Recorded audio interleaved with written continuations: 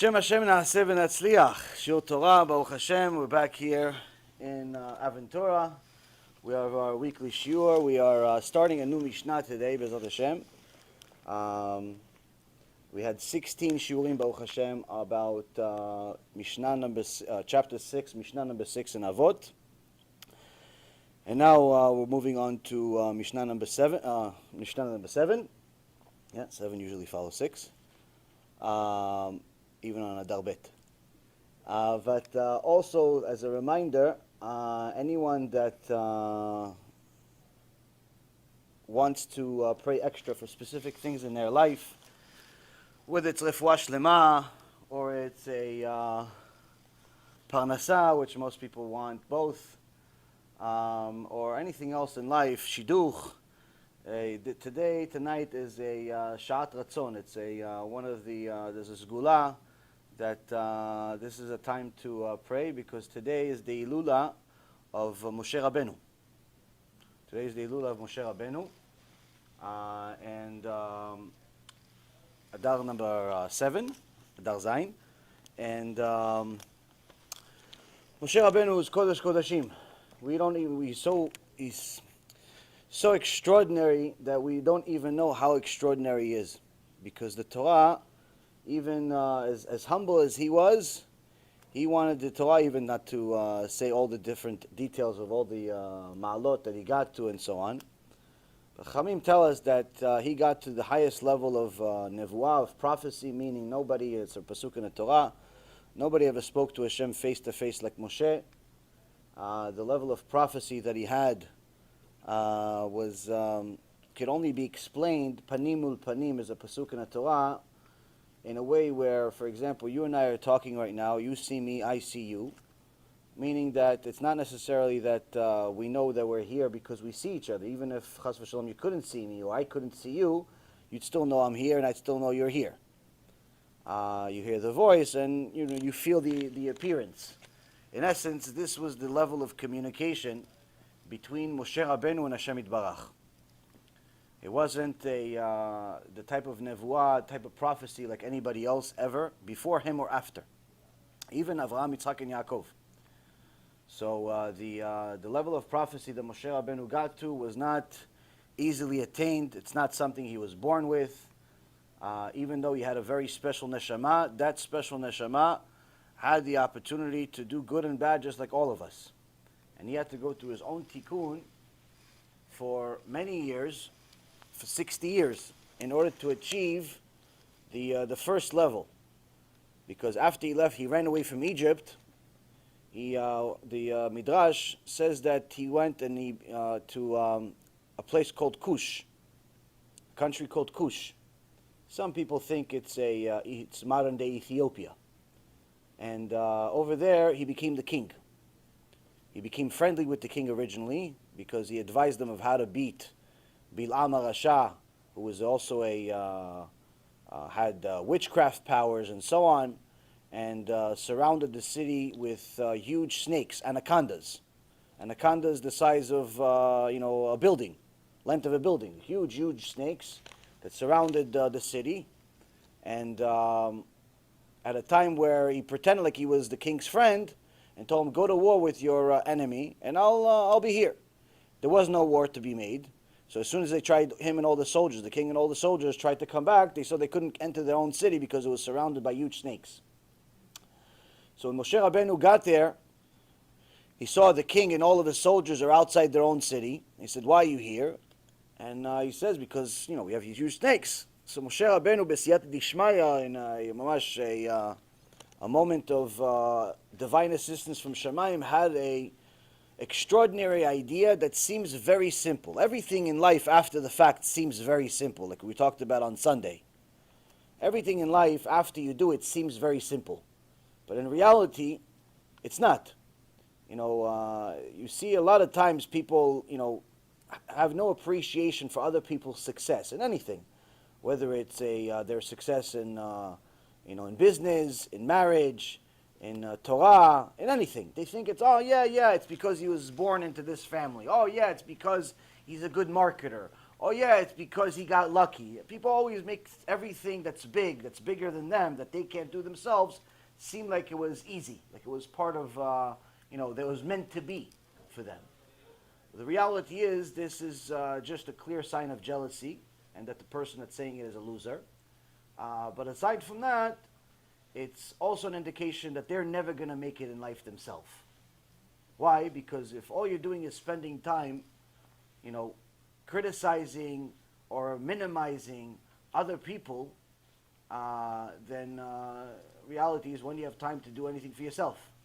Same goes for all of these garbage pail kids people that, like to talk about me or Rav Mizrahi or anybody that's a ish emet. They spend so much time. It's amazing to me. They spend so much time focusing on the few bits of Torah that we teach, and when you ask them a question, they don't know anything. Why? Surprise, surprise. You're spending so much time on me when you have time to learn Torah. But anyway, Moshe Rabbeinu had an idea. Seems like a simple idea, but it's not. Why? Because Hashem could have simply just not given him the idea. What was the idea? He told the king of Cush, why don't you have each one of your soldiers capture a bird, and train it to become their bird. And then after you train it to become their bird, starve the bird for 3 days. After you train it, it's your bird, meaning it knows where to come back and so on. But after that, starve the bird for 3 days. Okay, sounds like a vicious idea. No one knows what's really going on. But they do it. Why? They've been sitting there for years. It's not like a week they're outside of the city. They were outside of the city for years. They couldn't enter the city. So they listened to this idea of this Egyptian, a.k.a. Moshe Rabbeinu. And they starved the birds. And he says, okay, now let it go. Now tell everybody to let go of the birds right away at the same time. Everybody let go of the birds, and they saw a miracle in their own eyes. What? All of the birds started attacking the snakes, killed all the snakes. Why? Why didn't the birds eat the snakes 3 days ago before they starved them? Because 3 days ago, they weren't desperate. 3 days ago, they were able to kill something that's an easier prey. They could capture a little mouse that doesn't fight back with venom. They could capture something else. But now they're desperate. They haven't eaten in 3 days. There's no time to go look for the mouse. There's no time to look for the rabbit. There's no time. There's a huge snake here. I'm going to eat him. Desperate times call for desperate measures, people say. Where do you think it came from? Torah. So Moshe Rabbeinu gave him this idea. They were able to capture the city back. Bilam HaRasha ran away. But shortly after, the king of Cush died. And the people were so enamored with Moshe that they said, there's nobody greater than you. You be the king. You be the king. And you marry the king's wife. The king's wife of Cush was one of the most beautiful women in the world. So they figured they're giving her a present. They only had one kid together, the king and her. So they figured she's still young, she's still beautiful. Moshe, it's a gift. You're the king. You're going to continue the lineage of our king. You're the greatest among us. But Moshe knew that already from the time of Avraham Avinu, we're not allowed to be with the Canaanites. We're not allowed to be with the other people. So Moshe Rabbeinu, for 40 years, as a king of Cush, never even touched her finger. Now, for women, this is hard to understand because you're a woman. But for guys, imagine for a second, you married your wife, and she's the most beautiful woman in the world. And if you don't think that there's something wrong with you, we have to talk about Shlom Bayit. But anyway, you are married the most beautiful woman in the world, and now she says to you, honey, I love you. You're the best. But Hashem says you're not allowed to touch me. Oh, yeah, of course, you're Nida, right? No, yeah, I'm kind of like Nida, kind of. What do you mean, kind of? No, it's like Nida is only like half the month. You have a 40 years. 40 years now to touch me. Now, it's not that the woman didn't want to touch him. She wanted to. Moshe Rabbeinu was a beautiful man. There's nothing wrong with him. He's the king. But he doesn't want to touch her. Why? Enough of my people. 40 years you're in a castle, you're able to do whatever you want. Get anything you want. Anything. You're not touching the most beautiful woman in the world. Why? Because Hashem says to your forefather, Avraham, don't go with the Canaanites. Don't go with the Canaanites. No good. So Moshe Rabbeinu overcomes this test. After that, 40 years passed, the son that was originally a baby of the original king grows up, and the mom, what does she want? She's bitter over Moshe. There's no connection between them. What does she want? She wants her son to be king. So what does she do? Naturally, she rats on him. She tells all the people, listen, this Moshe of yours, this king of yours, he's not really a king, he's a faker. He believes in a different religion, he doesn't believe in our idols. What's the proof? Look, we haven't had kids in 40 years. And the reason why is because he never even touched me. So the people in those days, there's no like, oh, we don't like you, we vote you out. If they don't like you, they kill you. So they asked Moshe, is this true? He says, yeah, I'm not going to touch her. I didn't touch her. I'm not going to touch her. I'm not touching nothing. Why? The God of Israel said no. The God of Abraham, Yitzchak, and Yaakov said no. So I'm not touching her. And this is before Moshe Rabbeinu spoke to Hashem. So Hashem was so amazed by his own son that he put the fear of God into the people of Cush. He put the fear of God into the people of Cush, that they were afraid of Moshe. Even though they just found out that technically he's not really part of them, they were afraid of him. They said, Moshe, listen, we have no idea what's going on here. You're scaring the bejesus out of us, but you got to go. You got to go. Why? We have, we have the original king. His son is here. He's going to be king. So you got to go. Go to your way. We'll go to our way. Thank you for helping us for all these 40 years. Goodbye. So he goes to Midian, which is where you hear in the Psukim that Moshe Rabbeinu went to the Midian, and he goes to the well, and he sees a bunch of hoodlums trying to kill a few young girls, which were the daughters of Yitro. He saves the daughters of Yitro. The hoodlums run away. The daughters of Yitro go back home, and Tzipora, who he saved her specifically, says to our father Yitro, listen, we just got saved. That's why we came home so fast. He says, why? So Yitro says, why don't you bring him here? He meets him. She brings him to the house. Moshe Rabbeinu was very, very tall. According to the Gemara, he was the equivalent of 20 feet tall. 20 feet tall. Moshe Rabbeinu was a very, very big person in comparison to us. But in those days, it's not considered big. Why? All of the Levim were 20 feet tall. All of the Levim were 20 feet tall. Why? How do we know they were 20 feet tall? Because the Aron HaKodesh that they had to carry, it was very, really big. And in order for it not to touch the floor, you had to be really big in order to put it on your shoulders for it not to touch the floor. Minimum height, 20 feet tall. All of the Levim were 20 feet tall. There were big people, small people, giants. So Moshe Rabbeinu was very big. People have a hard time for some reason understanding that Moshe Rabbeinu was so much bigger than us. They make it seem like it's a fairy tale, but it's basic pshat of our Torah. Anyway, Moshe Rabbeinu meets Yitro, an impressive figure. Yitro was like the equivalent of the Pope of Midian. And Yitro, even though he worshipped idols his whole life, he was actually an ish emet. As we talked a few weeks ago, the Chachamim say that Yitro worshipped practically every idol there is. Why did he worship so many idols? Not because he got bored. As soon as he prayed to an idol, because somebody told him, this is God. Didn't you buy from Chinatown? No. This is God. This is just God. Okay. So he prayed to the idol. Nothing happened. This is Chinatown. I told you it's Chinatown. It's a faker. So he went to Walmart. Got another one. So he bought another investment, $20 investment. Start praying to them. Nothing happened. Went to another one. Went to Costco. Bought another one. Oh, this is a faker again. So he went to Amazon. Amazon had a sale. Buy one, get one free. Prayed to them. It didn't work out. So he said, Amazon, Costco, where am I going to go? He said, you know what? Let me go to mom and pop shop. He went to mom and pop shop. He said, oh, no, you have an idol over here? Yeah, we have the real one. Real one, but it's expensive. No problem. Paid it. Every week, something else. Every week, something else. Why? Because he was Ish Emet. He was actually looking for God. He was actually looking for God. So as soon as he saw this is not God, he switched it right away. How do we know? How do we know this? Well, we just created it. We want to make him look good. Because in Parashat Yitro, which is Parashat Matan Torah, it says Vayishma Yitro.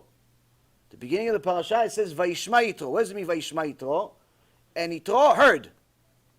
Chachamim say, why does the parasha of Matan Torah start with Vayishma Yitro? Why couldn't it be somewhere else? Why? Okay, what's the big deal? He says to show you the Gdula of Yitro. He was such a Ish Emet. He was such a Ish Emet. All he had to do is here. God of Israel's over there. I'm leaving everything. $500 million. Empire. Everything. I'm leaving everything. I'm going after God. That's why not only did Hashem allow him to convert, allow his daughter to marry the Gdola Dorot, Moshe Rabbeinu. Tzipora was his daughter. His other daughter married the sons of Aaron HaKohen. His grandson was Pinchas. Parashat Matan Torah, named after him, Parashat Yitro, Shtabach Shemo La'ad. Giant. And after Matan Torah, he went back to Midian and he converted everybody. Later on, he met up. Years later, 40 years later, he brought all of them, which meant he lived for many, many years, even more than Moshe Rabbeinu. He took all of them, 100,000 people, to Eretz Yisrael, where Yeshua ben Nun was. They said, oh, he told you the father-in-law Moshe Rabbeinu. Wow, you're still alive. Hashem blessed you with years. You're a giant. We're going to give you a present. What present? What kind of present you give somebody that's so big? We're going to give you the most beautiful city in Eretz Yisrael. We're going to give you the most beautiful city in Eretz Yisrael. You go with your family over there. It's yours. Yitro says, is there Torah over there? No. Torah, not so much. You want Torah, you have to go to Midbar Yehuda. You have to go to Midbar Yehuda, you have to go to the desert Yehuda. Over there's all the Talmidei Chachamim. They learn in the Midbar. They learn in the desert. He says, I didn't come to Eretz Yisrael to go on vacation. I came to learn Torah. He took everybody to Midbar Yehuda.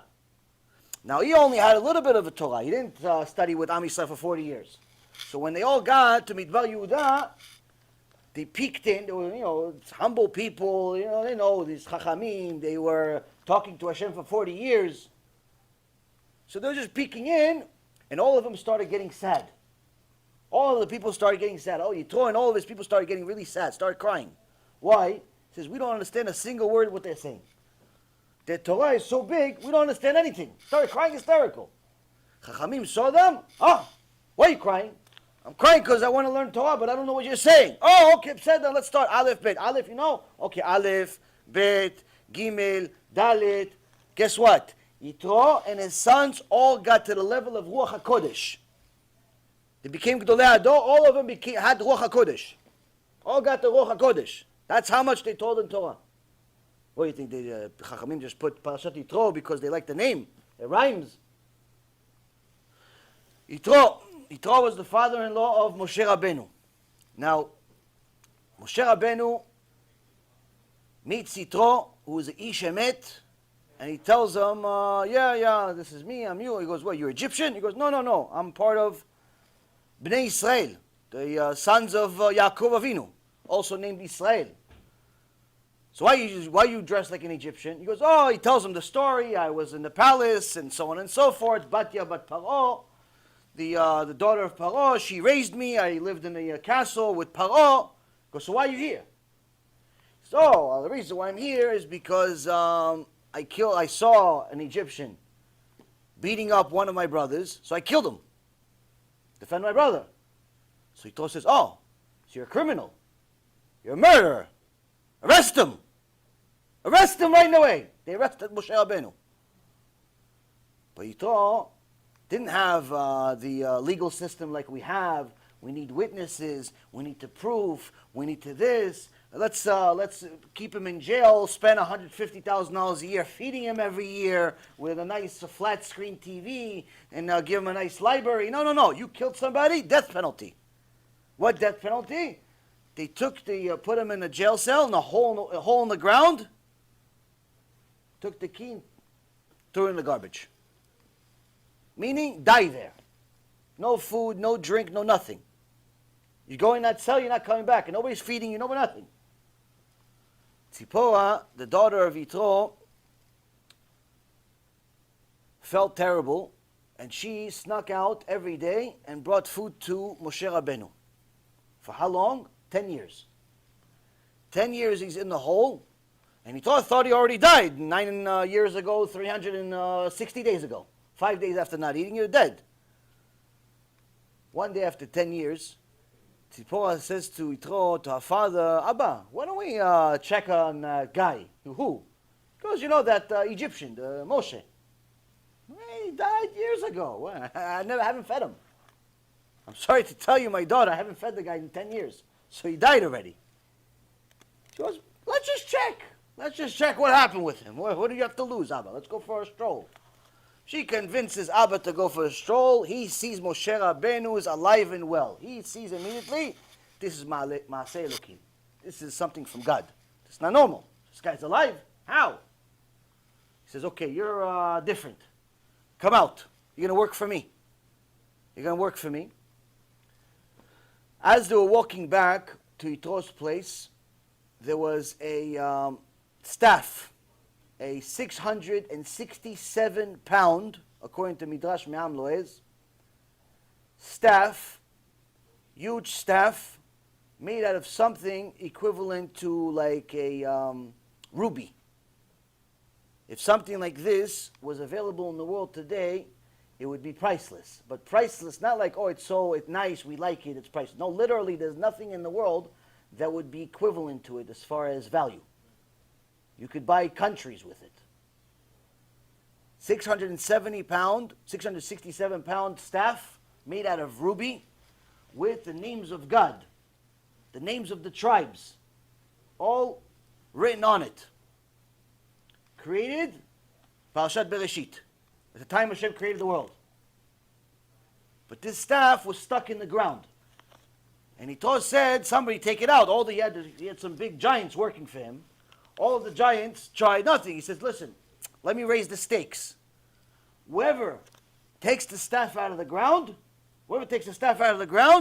I give him any daughter he wants.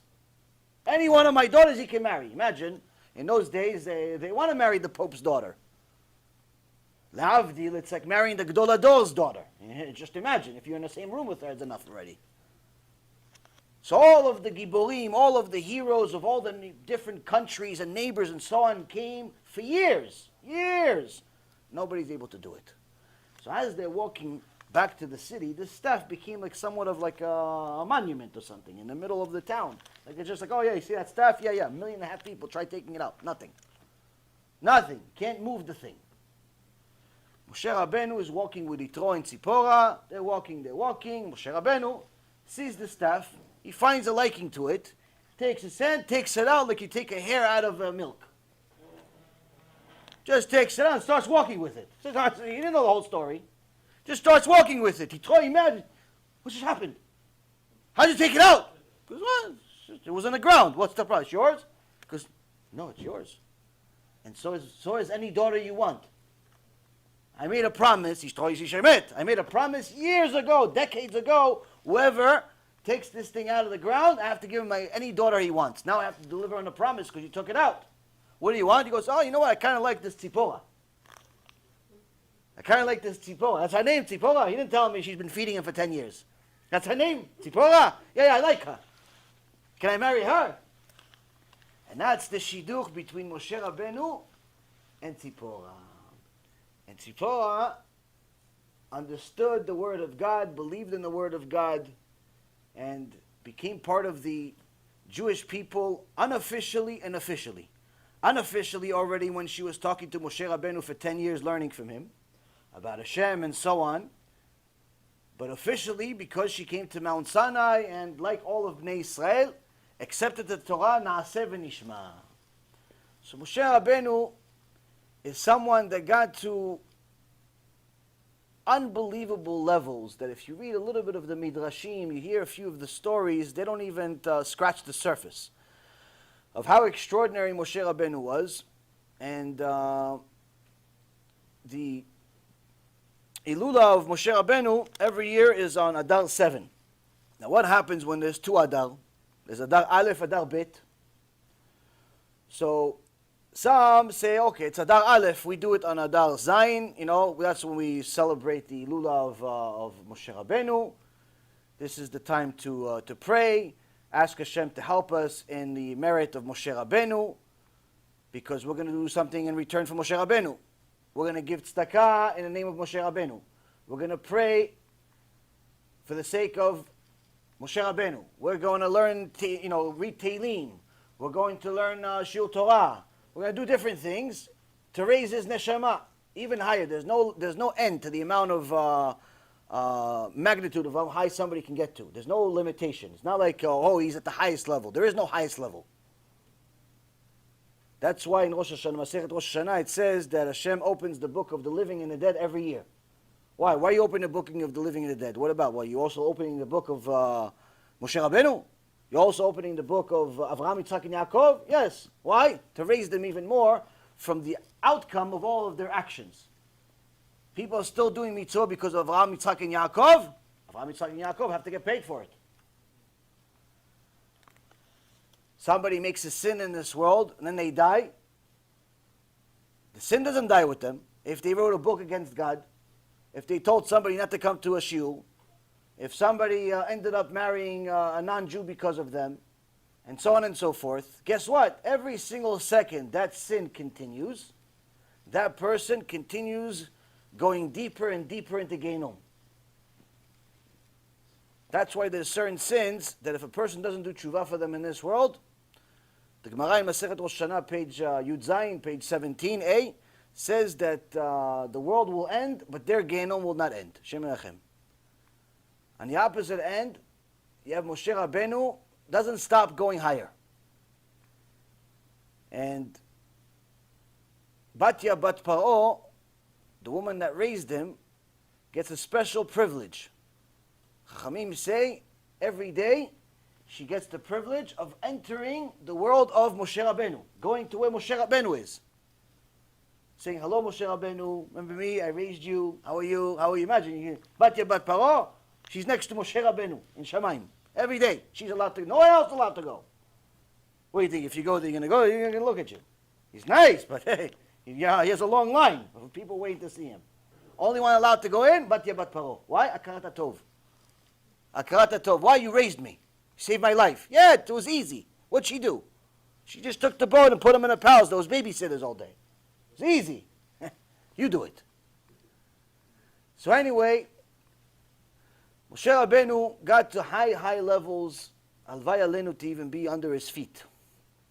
And a person that wants to pray for something should do something in the name of Moshe Rabbeinu, should give tzedakah today in the name of Moshe Rabbeinu, should learn Torah, even today, right now, in the name of Moshe Rabbeinu, for Hashem to bring you salvation, bring you mercy, and so on.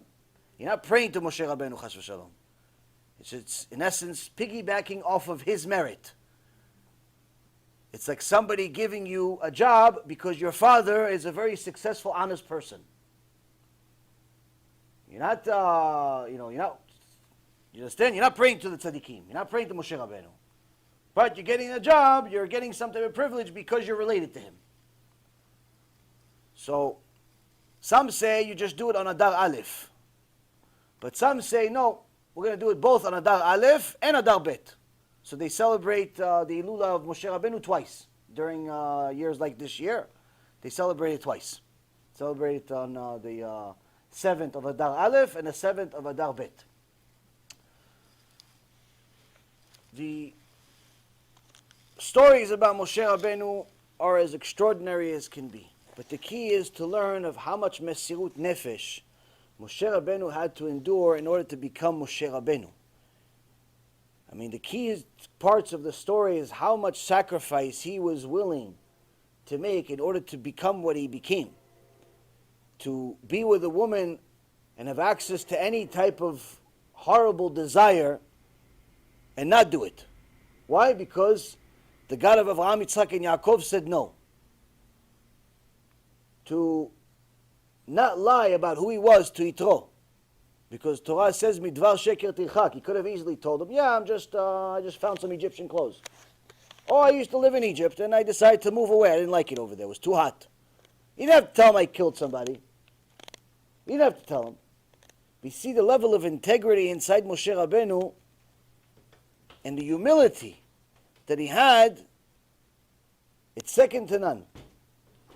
For that reason, Hashem decided to give him the Torah and name the Torah after him. Name the Torah after him. So,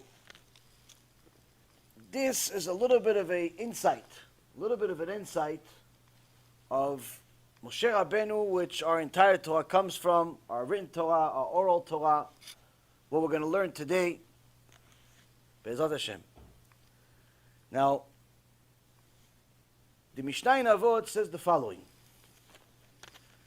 גדולת תורה שהיא נותנת חיים לעושיה בעולם הזה ובעולם הבא. שנאמר, כי חיים הם למוצאיהם ולכל בשרו מרפא. ואומר, רפאות היא לשריך ושיקוי לעצמותיך. ואומר, עץ חיים היא למחזיקים בה ותומכיה מאושר. ואומר, כי לוויית חן הם לראשך וענקים לגרגרותיך. ואומר, תיתן לראשך לוויית חן עטרת תפארת תמגנך. ואומר, כי בי ירבו ימיך ויוסיפו לך שנות חיים. ואומר, אורך ימים בימינה, בשמאלה עושר וכבוד. ואומר, כי אורך ימים ושנות חיים ושלום יוסיפו לך. As you will notice, this Mishnah is as if we took a paragraph out of the book of Proverbs and made it a Mishnah. Because that's pretty much all it is. But we'll explain. Translation: great is the Torah, for it confers life upon its practitioners, both in this world and the world to come. As it says in Proverbs 4:22, for the teachings of the Torah are life to those who find them, and healing to his entire flesh. As it says in Proverbs 3:8, it shall be healing to your flesh and marrow to your bones. As it says in Proverbs 3:18, it is a tree of life to those who grasp it, and its supporters are praiseworthy. As it says in Proverbs 1:9, they are a tiara of grace for your head and necklaces for your neck. As it says in Proverbs 4:9, it will give to your head a tiara of grace, a crown of glory it will deliver to you. As it says, Proverbs 9:11, indeed, through me, meaning the Torah, your days shall be increased, and years of life shall be added to you. As it says, Proverbs 3:16, lengthy days are at its right, and at its left are wealth and honor. As it says, Proverbs 3:2, for lengthy days and years of life and peace shall they add to you. Seems like, again, like I said, we took a paragraph of Proverbs and made it into a Mishnah. So first and foremost, we need to know who put together Proverbs. You know?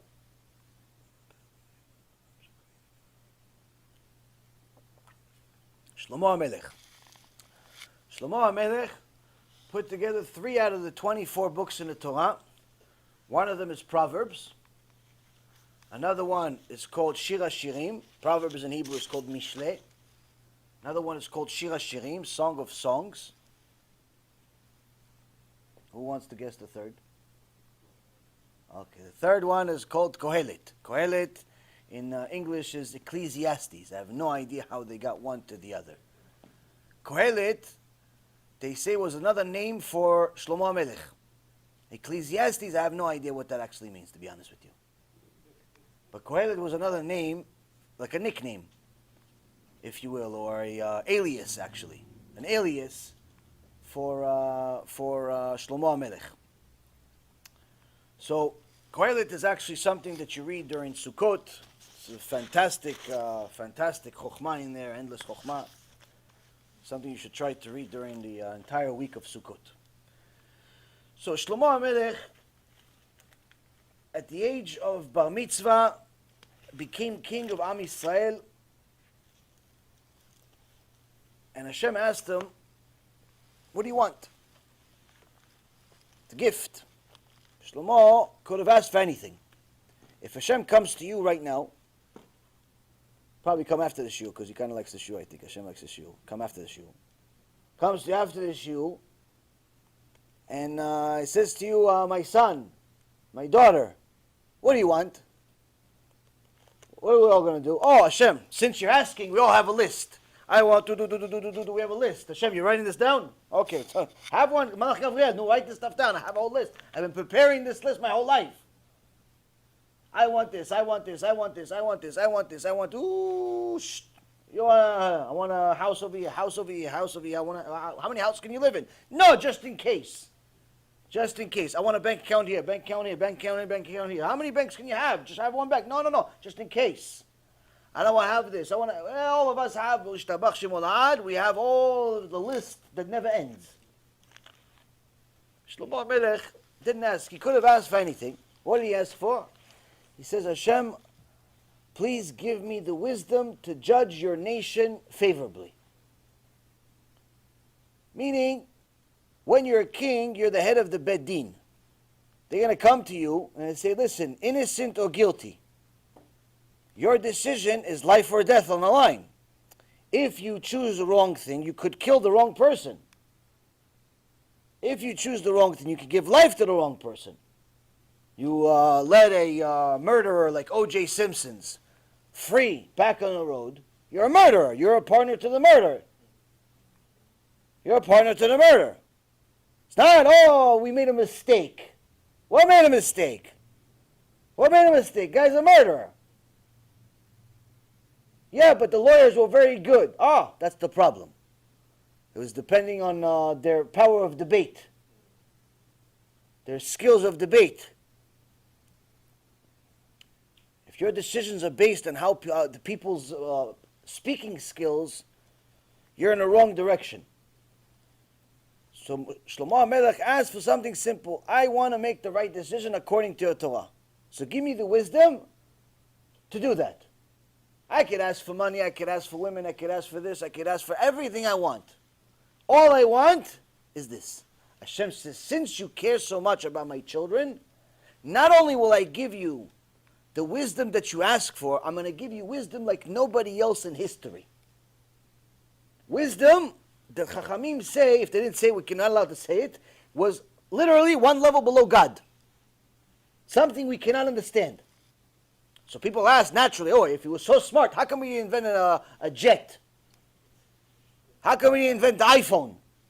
How come he didn't invent the car? Because Shlomo HaMelech was so wise that he didn't have only the ability to invent whatever he wanted, but he saw that inventing many of these things we call technology was going to lead to more bad than good. And he decided not to do it. But that didn't stop him from flying from coast to coast. He had an eagle. Midrash says, he had an eagle, he would fly from wherever he wanted on his huge eagle. That didn't stop him from using speaking technology like Siri. Remember I told you the Midrash, it says, Shlomo HaMelech had a special throne. Special throne. This throne only allowed Shlomo HaMelech to on it. How? As soon there was a lion on the one side and an eagle on the left side made of gold. The whole thing was made out of gold. It was a massive, massive throne. They tried taking it out. They couldn't. They tried taking it out after the Churban. They tried taking it out. They couldn't. So they said, you know what? We'll just build a city here. They called it Shushan. We celebrate Purim. Oh, this place Shushan, the city of Shushan. What's the city of Shushan? That was where Shlomo HaMelech was. Why? Because they figured we can't move the throne. Let's build a city around the throne. Build a city around the throne. Why? When Shlomo HaMelech wanted to go onto his throne, he had to say a pasuk. It says a verse from the Torah. If he said the right verse, the eagle took his huge gold wing, and went under the feet of Shlomo and raised them all the way to his throne. As soon as the golden eagle, again, Rabotai, there's no batteries, there's no electricity. The golden eagle put him all the way to his throne. And at that moment, a golden dove, not a flesh and blood dove, golden dove flew carrying Shlomo HaMelech's crown and put it on his head. Pushed, what, you think serious high technology? Serious less than what Shlomo HaMelech had. Now, if you don't believe this stuff, that means that you don't believe in the Torah. This is just the basic stuff of the Torah. Oh, no, it's just a this, it's just a that. Oh, just a this, just a that. You're kofel the Torah. They're going to tell you in Shemayim, just a this, just a that, gain over here, gain over that, just a here, just a there. There's just this department, there's just that department has ice, that department has fire, that department has both, that department is next to Yeshu with the Tzar Tachat, the feces. Yeah, we have different, which, just this one or just that one? Or you want us to mix it like a salad for you? Which one you want? Which one you want? Which room? Just this one or just that one? Makes me laugh to hear fools of today make fun of Midrashim and Gemarot and Chachamim as if they're in their level. As if they're in their level of a shoe they threw out.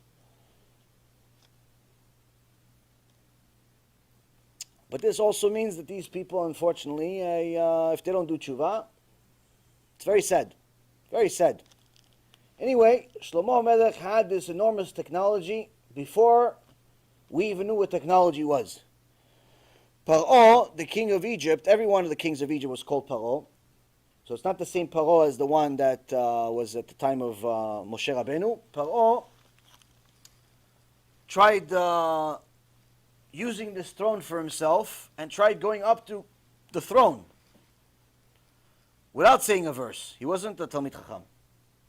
But because he didn't say a verse, the eagle didn't raise his feet.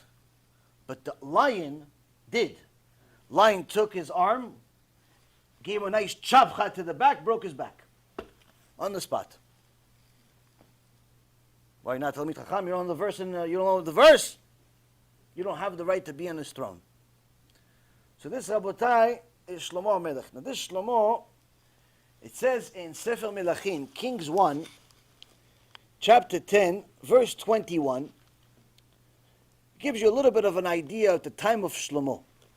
Hashem says, I'm going to give you wisdom, I'm going to give you power. Nobody ever went to war with Shlomo, with the exception of the beginning where he killed a bunch of enemies. After that, there was peace for 40 years. Nobody messed with him.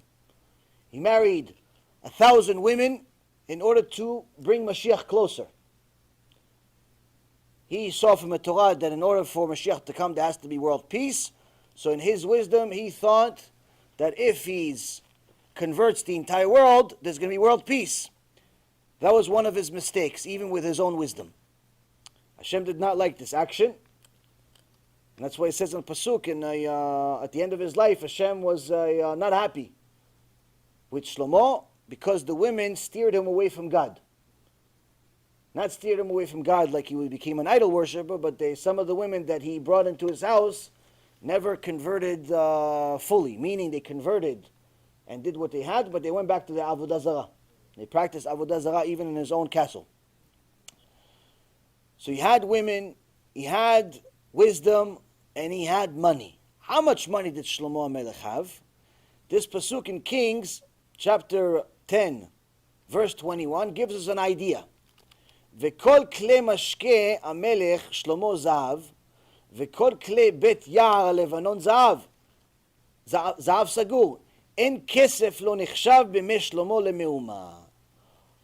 All of King Shlomo's drinking vessels were gold.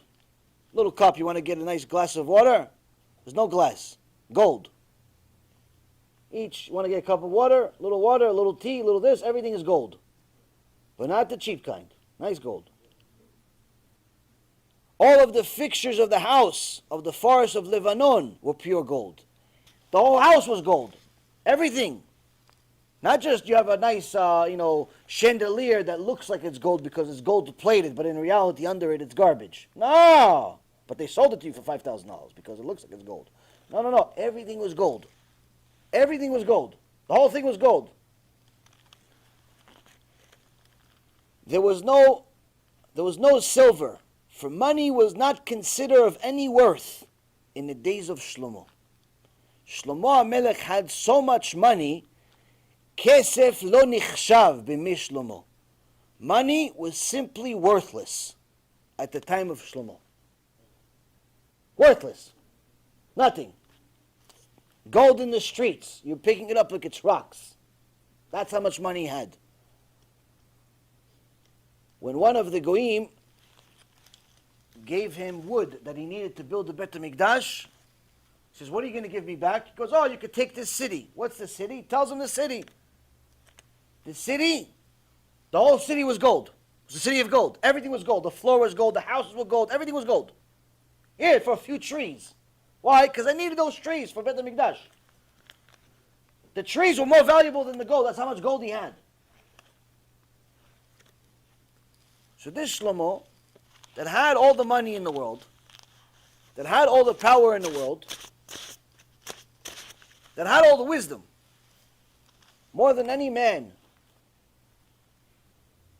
he says a few simple things. What does he say?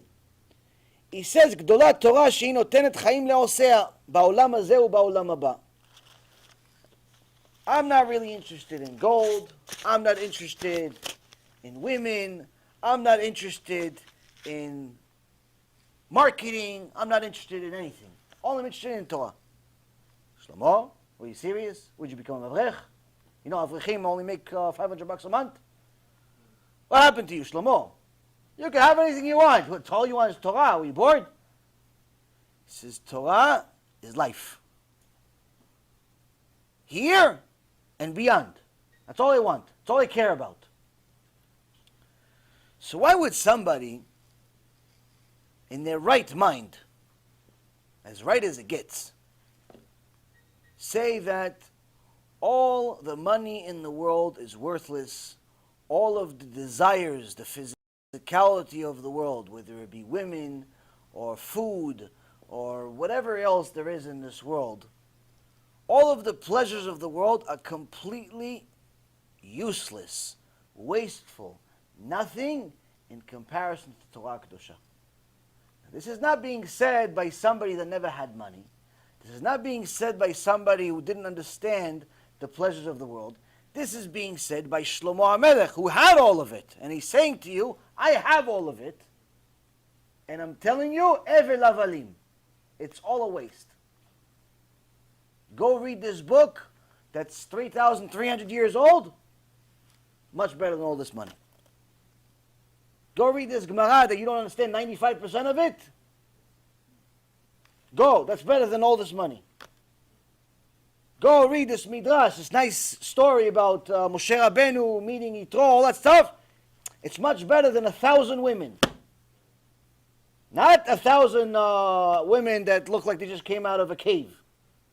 No, the most beautiful women in the world. You can do anything you want. You go read this story about Moshe Rabbeinu. You go read a nice chidush about Ilchot Nida. You read a nice chidush about Afrashat Chala. Simplest halachas in the world. Which candle to light first on Chanukah? Much better than 1,000 women. How could it be? Now, if he would have said it one time, we could say maybe that day he was drunk. Maybe that day he got a nice chidush. He was so excited that, sometimes you exaggerate. But you see that his entire Torah, all three of his books, Kohelet, Shir HaShirim, and Mishlei, that's all they talk about. It's all it talks about is the Torah Kedosha and how much more valuable it is than anything else. And that's how much he wanted the Torah. Now, Rabbi Shlomo HaVilna, the author of Cheshek Shlomo, when he was a young kid, some say 13, some say 17, he became deathly ill. Life was in danger. Doctors said there's a very small chance for you to make it. But if you want to make it, you have to stop learning. You have to stop learning Torah, because the way you learn, with so much energy that you put into your learning, it can take away all your energy, you're going to die. You open a book, he's not reading a book, one leg over the other, eats a little popcorn, puts on the TV in the background, sees one of these overgrown men, jumping with a basketball in their hand, or football in their hand, a baseball in their hand, or all three of them in their hand. No. When he learns Torah, all he has is him in the book. And he's sweating profusely to understand what is the word of Hashem. They said, the way you study, you're going to die. Now imagine, you tell this young kid, 13 years old, stop studying Torah. You tell a kid today, stop studying Torah, he's going to probably, in most cases, start celebrating. Oh, Shtabach Shemo, finally you get the point. Now I can go play basketball, I can play football, I can go hang out with my friends. He's excited. Why? He doesn't know what the value of Torah is. But Shlomo HaKatan, who became Rabbi Shlomo HaVilna, says, I'd rather die. I'd rather die than not learn Torah. It's okay, but you're going to die if you learn Torah. He said, okay, so I'd rather die then. I'm going to continue learning Torah until I die. He died 60 years later, at a nice ripe age of 77. Now, in those days, he died in 1905. In those days, not everybody lived till 80 years old. But what did he merit to have? What did he merit to achieve that you can know? Every one of us that has ever seen a Gemara, we look at the Gemara, the first time you look at a Gemara, you're confused. Why do they write everywhere? It's not like regular Harry Potter books, where you have just oversized letters in nice, neat format. There's maybe 500 words per page at best. Most of the time it's half of that, because they have to make it into a 600-page book, because that's the only way you're going to pay $25 for it. They give you a 30-page book, which is really all it should be. You're not going to buy it for $25. What's $1 a page? You guys are crazy. I'll get it on the internet for free. So you see a book of Gemara. You see everything has tiny little letters. There's different languages on the same page. There is different types of script. Some is Ktav Rashi. Some is the regular Hebrew, the Ashuri script, similar to Ashuri script. And then you see there's different paragraphs on it. There's a paragraph here, there's a paragraph here. It's like a whole little box within a box within a box and a box. It's all this format. What's going on here? You look at the Gemara, you have no idea. You're so scared, you don't start. You're so scared of just the way it looks. You don't even know forget about it. You don't know what it actually says. All you know, it looks so scary and intimidating. I'm going back to Harry Potter. Well, yeah, Harry Potter is, I understand him. He's a magician on a broomstick. I understand. This thing, I don't even understand how to read it. Forget about what it says. I don't understand how to read it. But this version that has become the most popular version of Gemara today is called the Vilna Shas. The Vilna Shas. And the way it's formatted with all of the commentaries on the sides and the way it looks, there's Rashi in a certain place, and then all of the other sub-commentaries or super commentaries from the Tosfot and so on, they're around him. But then there's the Gemara in the middle. Took an enormous amount of wisdom to put it together that way. But in order to get to this point, they had to go through a lot of Gemarot and a lot of previous miswritings by the publishing houses. Because again, the original Gemarot were handwritten. The original Gemarot was handwritten. And then the commentaries were in different books. Some of the Gemarot, you would have the Gemara on the first half of the book, and the commentary on the Gemara is in the other half of the book, or it's in a different book. It made it very difficult. You constantly had to go. You had a 2,000-page book, and you had to constantly go from page 1 to page 1,506. Constantly, back and forth. What does this mean? What does this mean? By the time you finish the Gemara, you already had a big bicep. That's just on page 1. Tomorrow, page 2. You try the other arm. Next thing you know, everybody was like this. Why? You have to. This book's huge. So they made it all on one page in a very, very understandable format. But they also corrected a lot of mistakes that were made by different printers.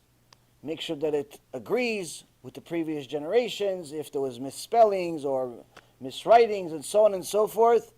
And that is mainly thanks to this 13-year-old Rabbi Shlomo of Vilna.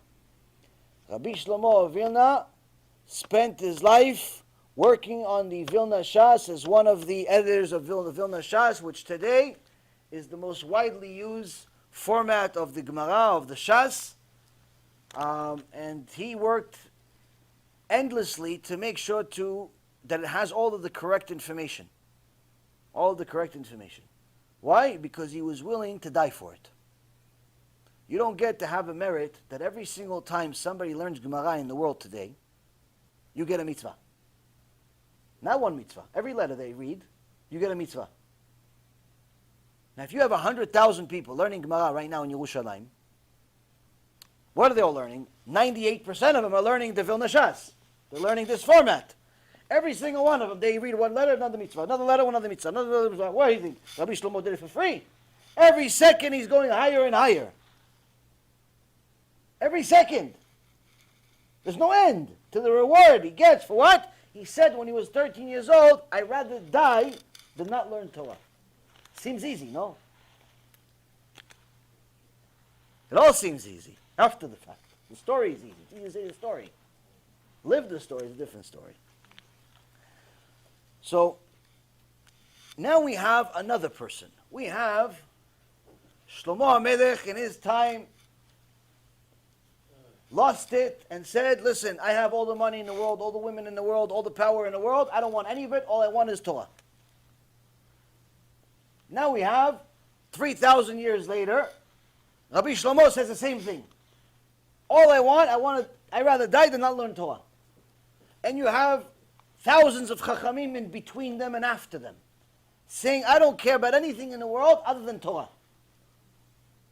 People would give $1 million checks to the chachamim. The chachamim would take the check, give it to yeshiva, let me go back to learning, leave me alone. Leave me alone. I want to go back to learning. Rav Mordechai Eliayhu, alav shalom, one of the Gedolei Ador, previous generation, one time came to visit America. And when he went to the Beit Knesset, I believe it was somewhere in California, the person showing him around says, listen, Kvod Rav, I know the Rav is busy, but please, Motzei Shabbat, please let's go to this person's house.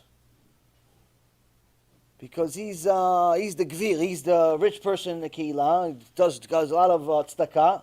Plus he has, it's good to give some respect to some of these people, the good people, they do mitzvot. And I know he said specifically he wants to talk to you. Rav Mordechai Eliayhu, Kodesh Kodashim. I saw a video one time of this person, the scientist who became Baal Tshuva and Ish Emet. He developed technology to be able to see on a screen, on a computer screen, how your hilah, what's a hilah? Hilah is aura. How does your aura look? Your aura, every person has an aura that's different colors based on your level of spirituality, based on what you're doing and so on. And it has different colors. He developed a technology to show these different colors on a screen. So if somebody, average person is, let's say, yellow. Horrible, black, or black. But if you're, let's say, you're doing something holy, you can get to purple. You get to purple. If you're an angel, not from this world, which is babies, by the way, you get to a combination of purple and white. Combination, purple and white. You're an angel. You have no sins. Like this world, you don't really belong among us. You have like a combination of purple and white. So he showed this average person, he shows them as yellow. Then he sees this technology, shows it's in the book, Torah and Science, that I gave everyone. You can see it in the book, it's also on, you can see it on YouTube, I have it on my channel. Shows us mamash live. And he says, okay, put on an average person, put on tefillin, without this guy being a tzaddik. Just a regular secular person, put on tefillin. Automatically this person turns to a level closer to purple. Wow. Just put a cow on his head, became purple. Why? Because that cow is not a regular cow. It's a holy cow. It's Kodesh Kodeshim in there. There's tefillin in there. Sfat HaKodesh is in there. Torah is in there.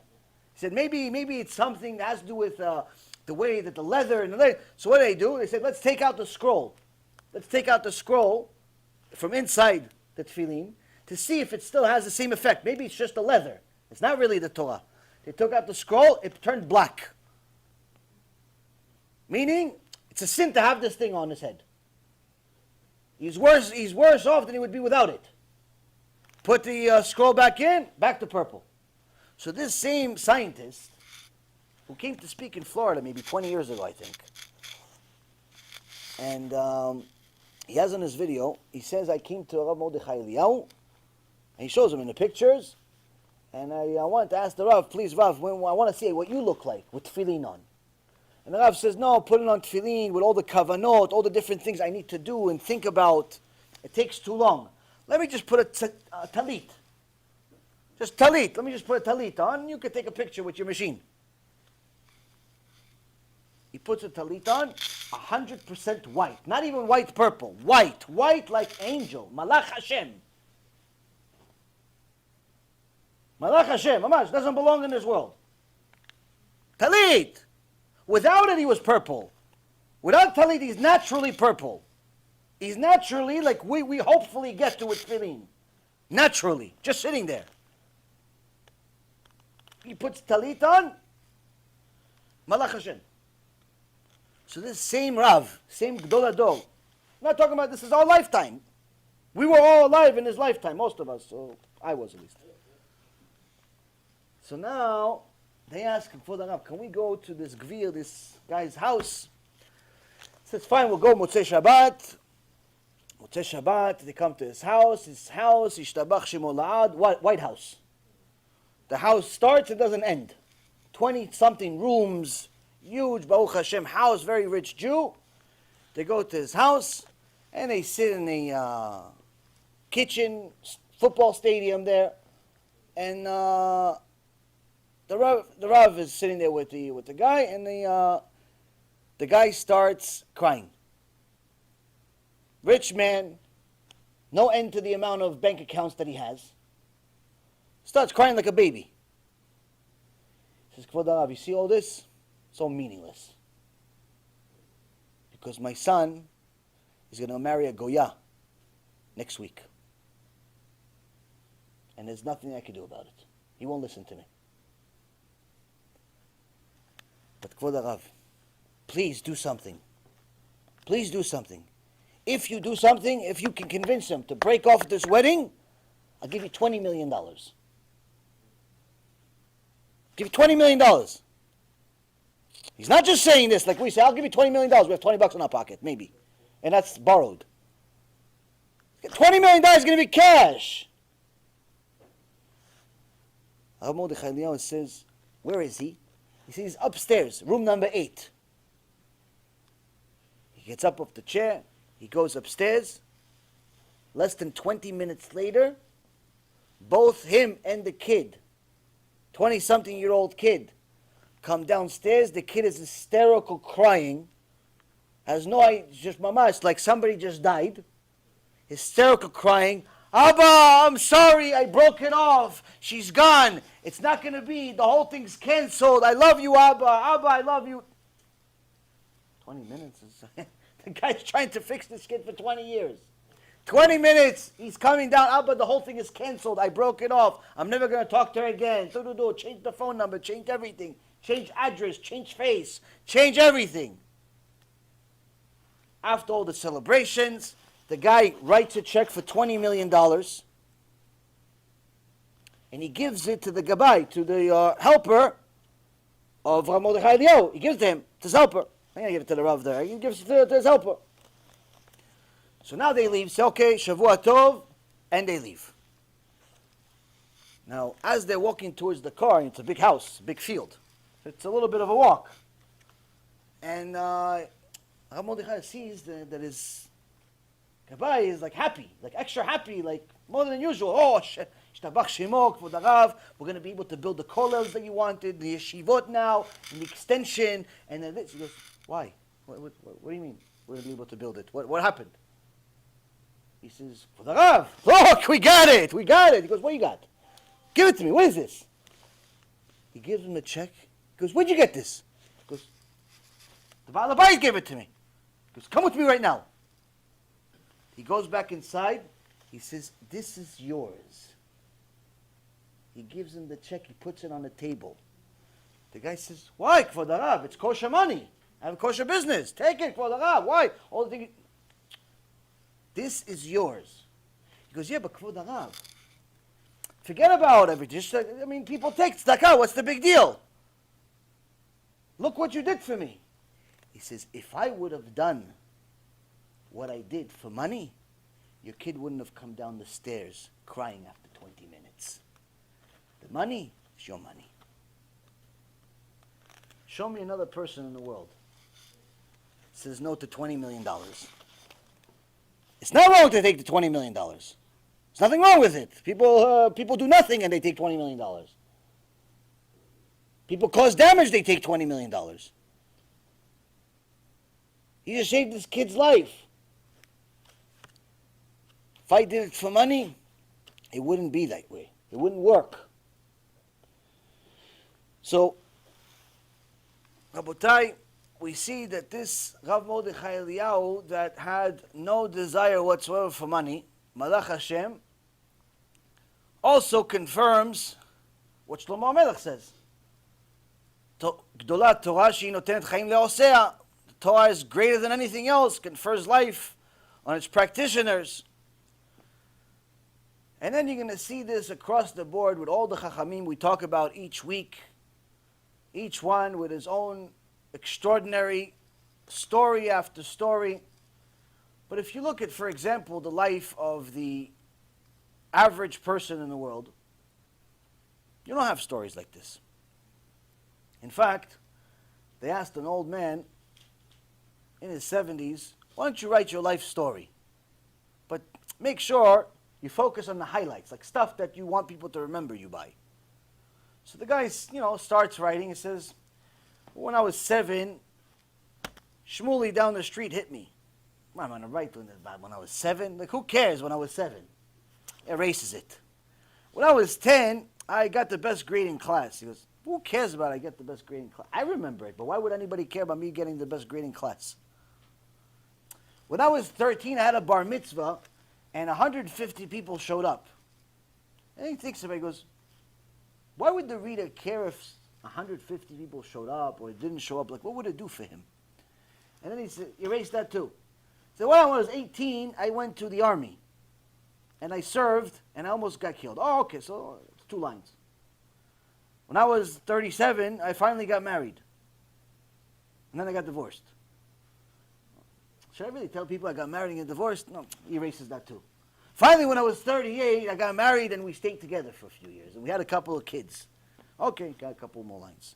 By the time he finished his whole life to really focus on the real highlights that would matter to anyone, he had less than a half a page. That's the average life in the world. The average life, you could literally write an entire person's life story that's meaningful. Not because you're trying to sell a book, so you have to fill it up with a bunch of nonsense. You could write it in half a book, half a page, if that much. So how did all these celebrities, these entrepreneurs, these Steve Jobs of the world, And the Warren Buffetts of the world, they have a bunch of people writing books about them to no end. If you look at the books, you see it's the same exact story over and over again with a bunch of fluff. You could say the whole story in 2-minute YouTube video. 2-minute YouTube video is the guy's entire life. But they're not going to sell you a 2-minute YouTube video. That's free. So they have to write it over a 500-page book with a bunch of fluffs, a bunch of thes and this and ats and maybes and a bunch of words that mean absolutely nothing. And then if that's not enough, they're going to make a movie about it and charge you $20 to attend. And if that's not enough, they're going to write another book. Why? Because there's one story they forgot in the first book. New edition. One time he slipped on a banana and fell. Breaking news. He got fired from all of his jobs. Breaking news. New addition to the story. Real story is, most of these people were lowlives. Like Steve Jobs was a complete lowlife. Complete lowlife. Aside from the fact that he was an atheist, aside from that, everybody that knew him hated him. I was part of a board meeting for a guy that did a movie about him. And we have it, I think, somewhere on our channel somewhere. I was in a board meeting, they asked questions, and it was entertaining for the time being when I had absolutely nothing in my head. That's what we had filled with nothings. And they talked about his life, and they had, actor Ashton Kutcher in the movie. So anyway, so we knew the guy that put that movie together and got the money together and everything. And you see the movie. At that moment, you're like a businessman. He was a businessman, so he made a lot of money, and you want to make a lot of money. So it's like, oh, cool, wow, ooh, wow.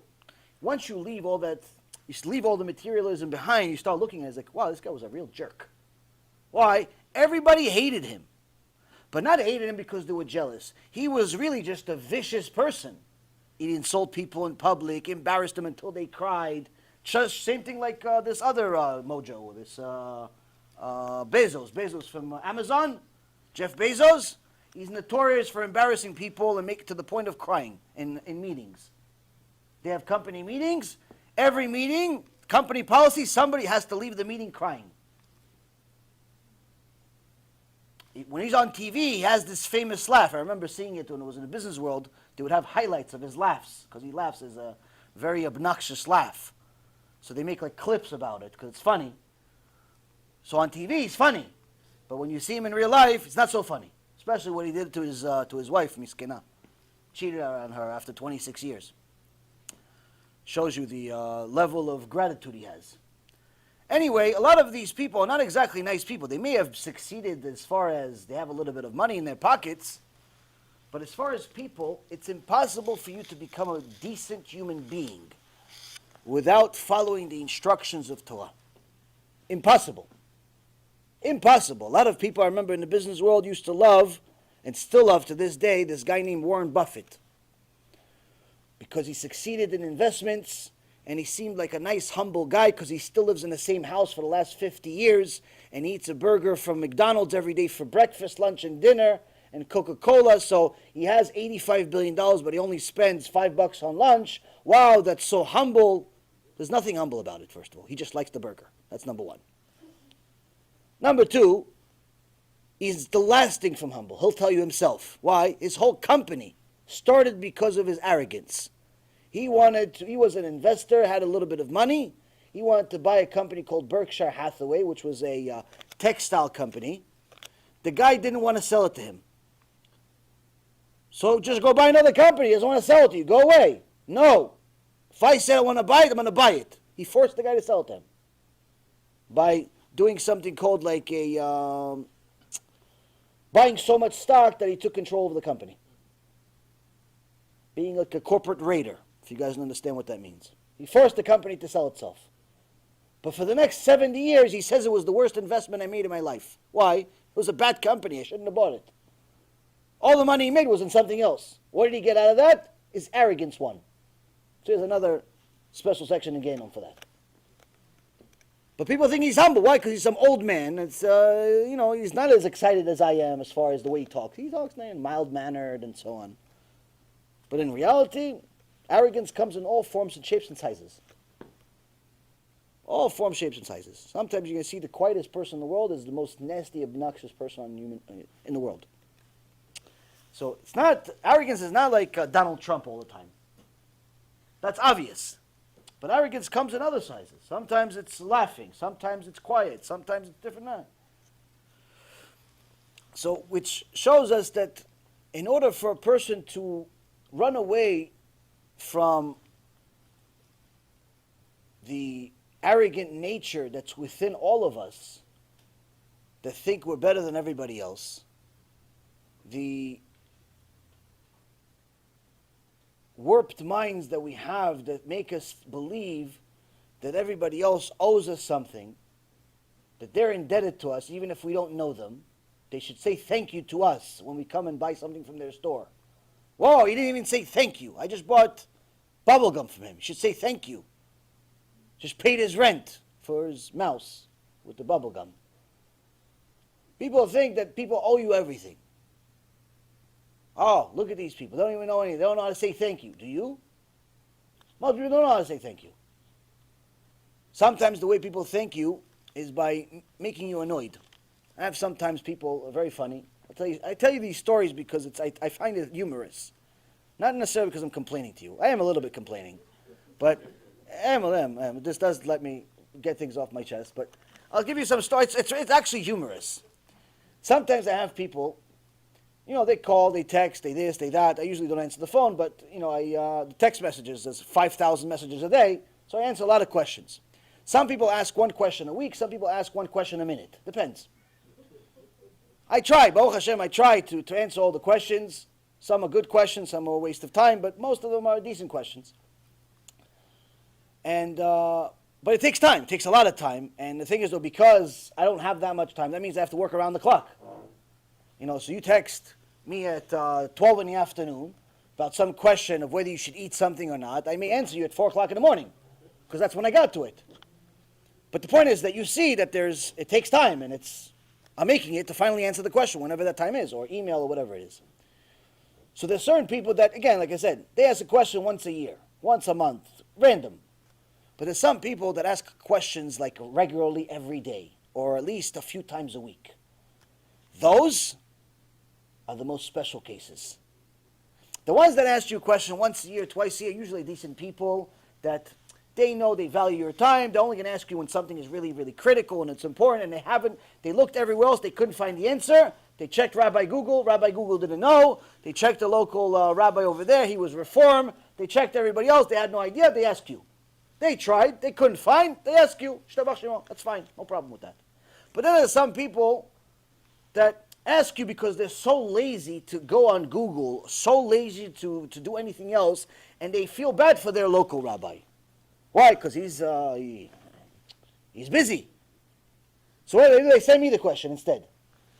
Like, for example, sometimes people send me the wrapper of a food after they ate it. They send me the wrapper of the food after they ate it. It says, oh, this doesn't have a kosher symbol. Is it okay to eat? Shtabach Shimo. You're supposed to ask me before you eat it, not after you eat it. It's a wrapper now. No, don't eat the wrapper. The wrapper may be kosher, but don't eat it. It's not tasty. The food inside it is not kosher. It doesn't have a kosher symbol on the wrapper. But you should call me before you eat the food. You know how many times this happens to me every week? I'm going to start sending you guys these text messages. I'm not going to send you the people's names. I'll send you the wrappers. I'm going to send you the pictures of the wrappers. You say, oh, this. I'm going to ask you guys, is this wrapper kosher? So they ask me questions like that.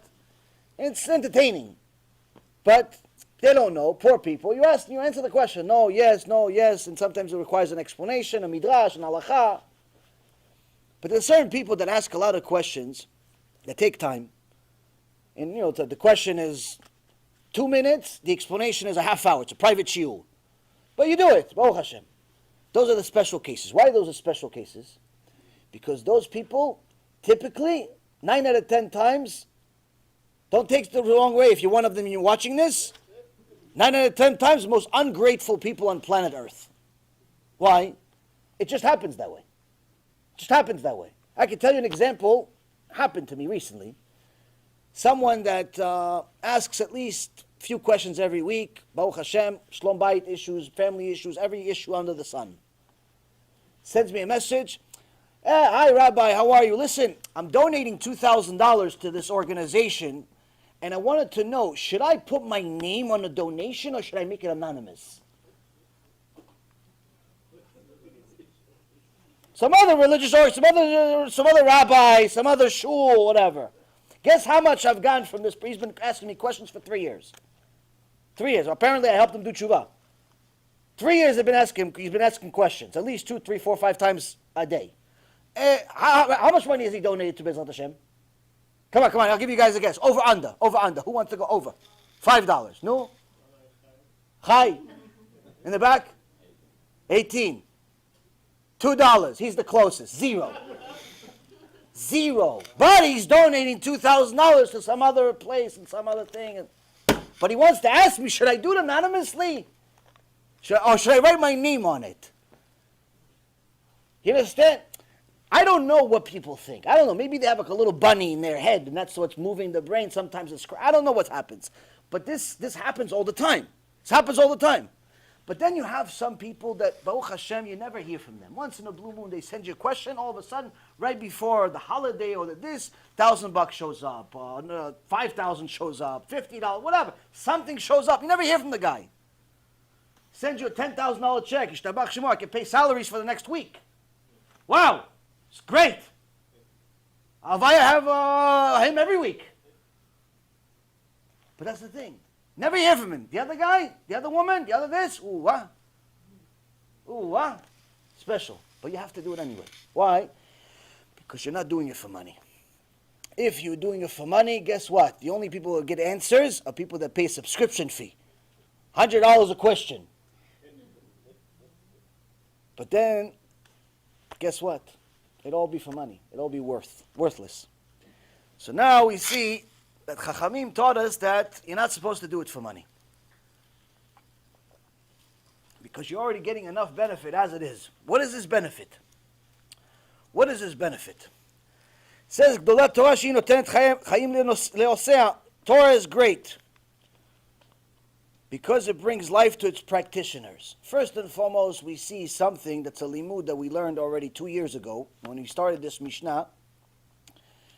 In Mishnah number 1, in chapter 1, Mishnah number 17, the son of Rabban Gamliel, Shimon, says, Lo hamidrash hu ha'ikar ela ha'maaseh.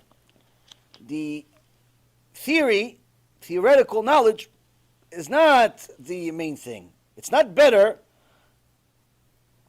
than the actual practice. In fact, the Yerushalmi in Masechet Shabbat says that if a person studies purely for theoretical knowledge, he studies Torah because he likes the stories, he likes the sugyot. This one says this one says that. Eventually, it's not him, and it's somebody else. It's Rabban Gamliel, and he likes how they get to their conclusions, but he doesn't do what he says. But he likes it. I know I heard a story maybe 20 years ago from Rabbi Zev, maybe 15 years ago. He says he knows somebody that studies Gemara every Shabbat while smoking a cigarette. He studies Gemara, studies Gemara, smoking a cigarette on Shabbat. Why? For him it's theoretical. So the Yerushalmi says a person that studies Torah theoretically, it's better off that he was never ever created. In fact, it's better off that the umbilical cord in his mother's belly suffocated him and he died. That's the description they give. You're going to learn our Torah theoretically? We wish your life was theoretical. Why? You're treating the divine Torah like it's some book that you could just put on a shelf, take off the shelf whenever you want. It's not the difference between life and death. That's the first thing we see. We see here that Shlomo HaMelech is telling us Torah is great based on its practitioners, people that fulfill the Torah, not just talk about it, think about it, but do it, fulfill it.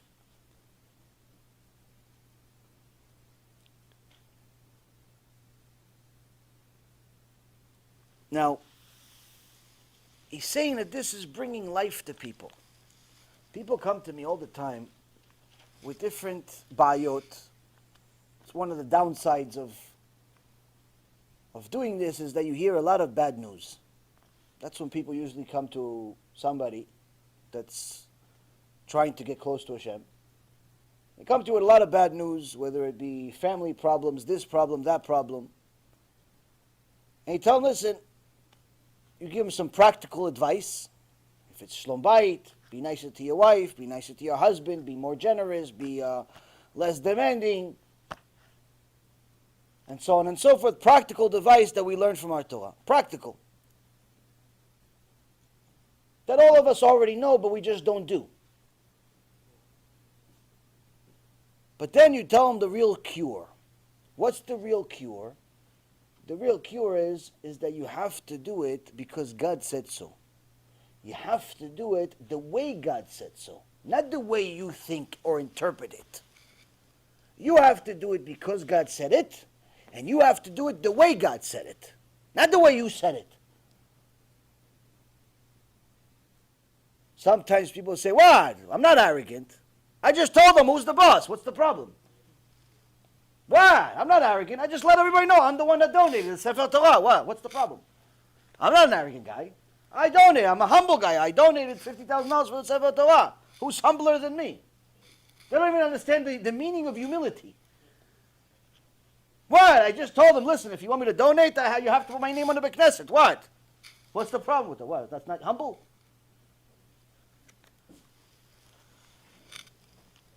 People don't understand. They want to practice Torah and the character traits of the Torah the way they understand it. That's the problem. So you tell them, listen, there's rules in the Torah, there's ways to fulfill these rules. If you do it, that's the cure. If you don't do it, you're going to continue being sick. So what's the people's answers? Oh, it's hard for me. It's hard for me to keep Shabbat. It's hard for me. It's usually my fun day. Usually my fun day, I go to the beach with all the other naked people. It's my fun day. It's usually the time I go to the casino. I have a good time. It's my fun day. It's usually when I watch all my shows. I catch up on the week's shows. 24 hours worth of meaningless nothing, watching other people on television. That's when I have my fun. It's my fun day. It's hard for me to keep Shabbat. Why? You want me to eat kosher all the time? You know how expensive kosher is? Wait, don't you have a job? Yeah. Who do you work for? I work for Microsoft. How much do you make? $150,000 a year. Oh, so out of $150,000, that means you could afford kosher food. No, it's expensive. It's expensive. So how come the guy that makes $30,000 a year, he can afford kosher food? How come he can afford kosher food and you can't? It's not expensive. It has nothing to do with expensive. It has to do with desire. You like eating shrimp. You like eating the cockroaches of the sea. That's what they are. Don't laugh. Wait a minute. That's what it is. Shrimp, that's the cockroach of the sea.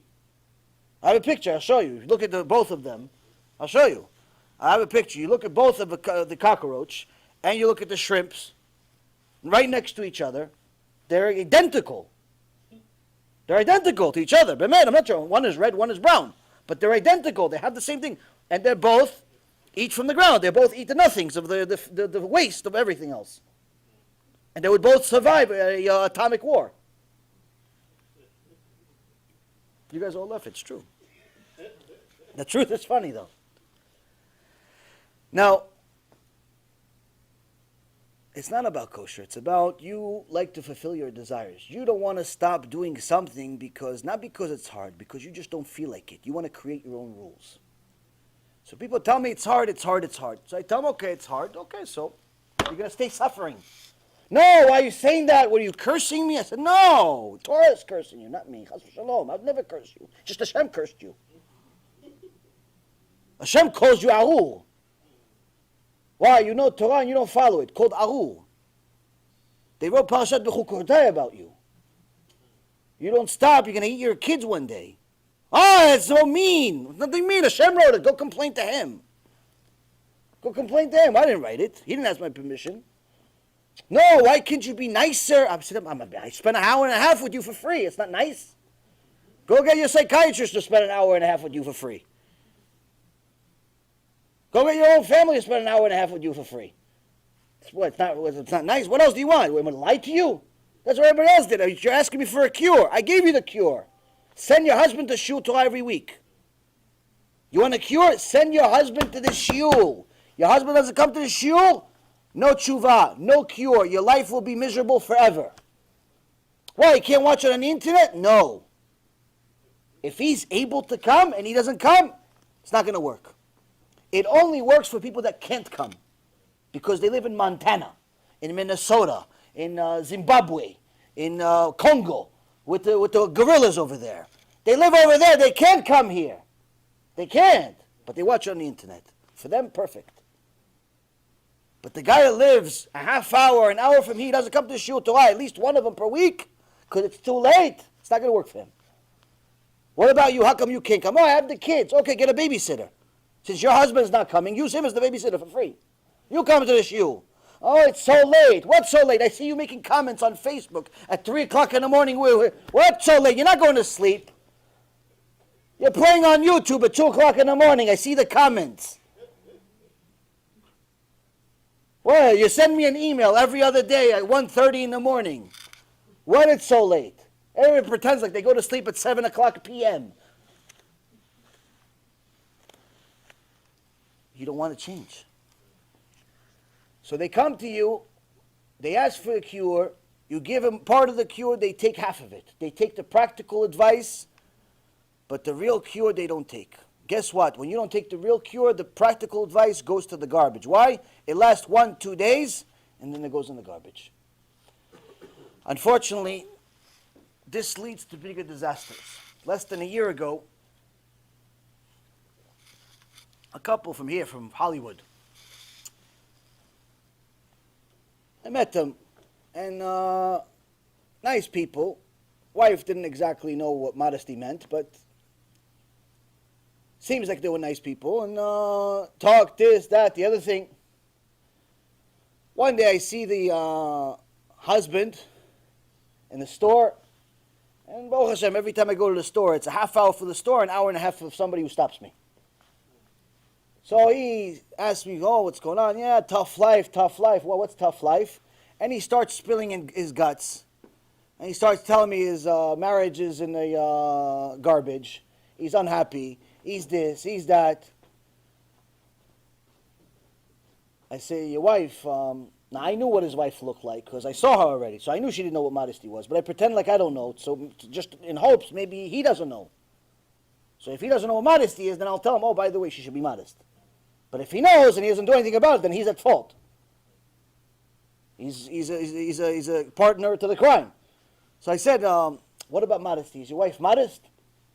A blind person knows she's not modest. But I asked him, is your wife modest? No, not modest. I said, okay, so at least he's admit. At least he's honest. That's already half the battle. At least he's honest. I said, your wife's not modest? You have to be modest. You know, Torah says, da-da-da. Yeah, got to talk there. Yeah, no, nothing, no modesty at all. She curses all the time. She does this, she does that. I said, okay, listen, you guys should come to the Shiur. Oh, it's late, it's this. You got to come to the Shiur.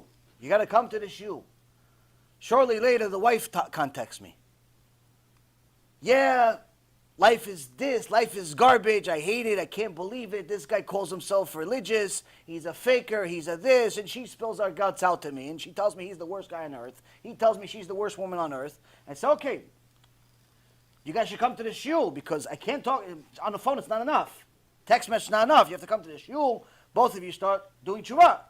No, it's late, it's this, it's that, it's the other thing.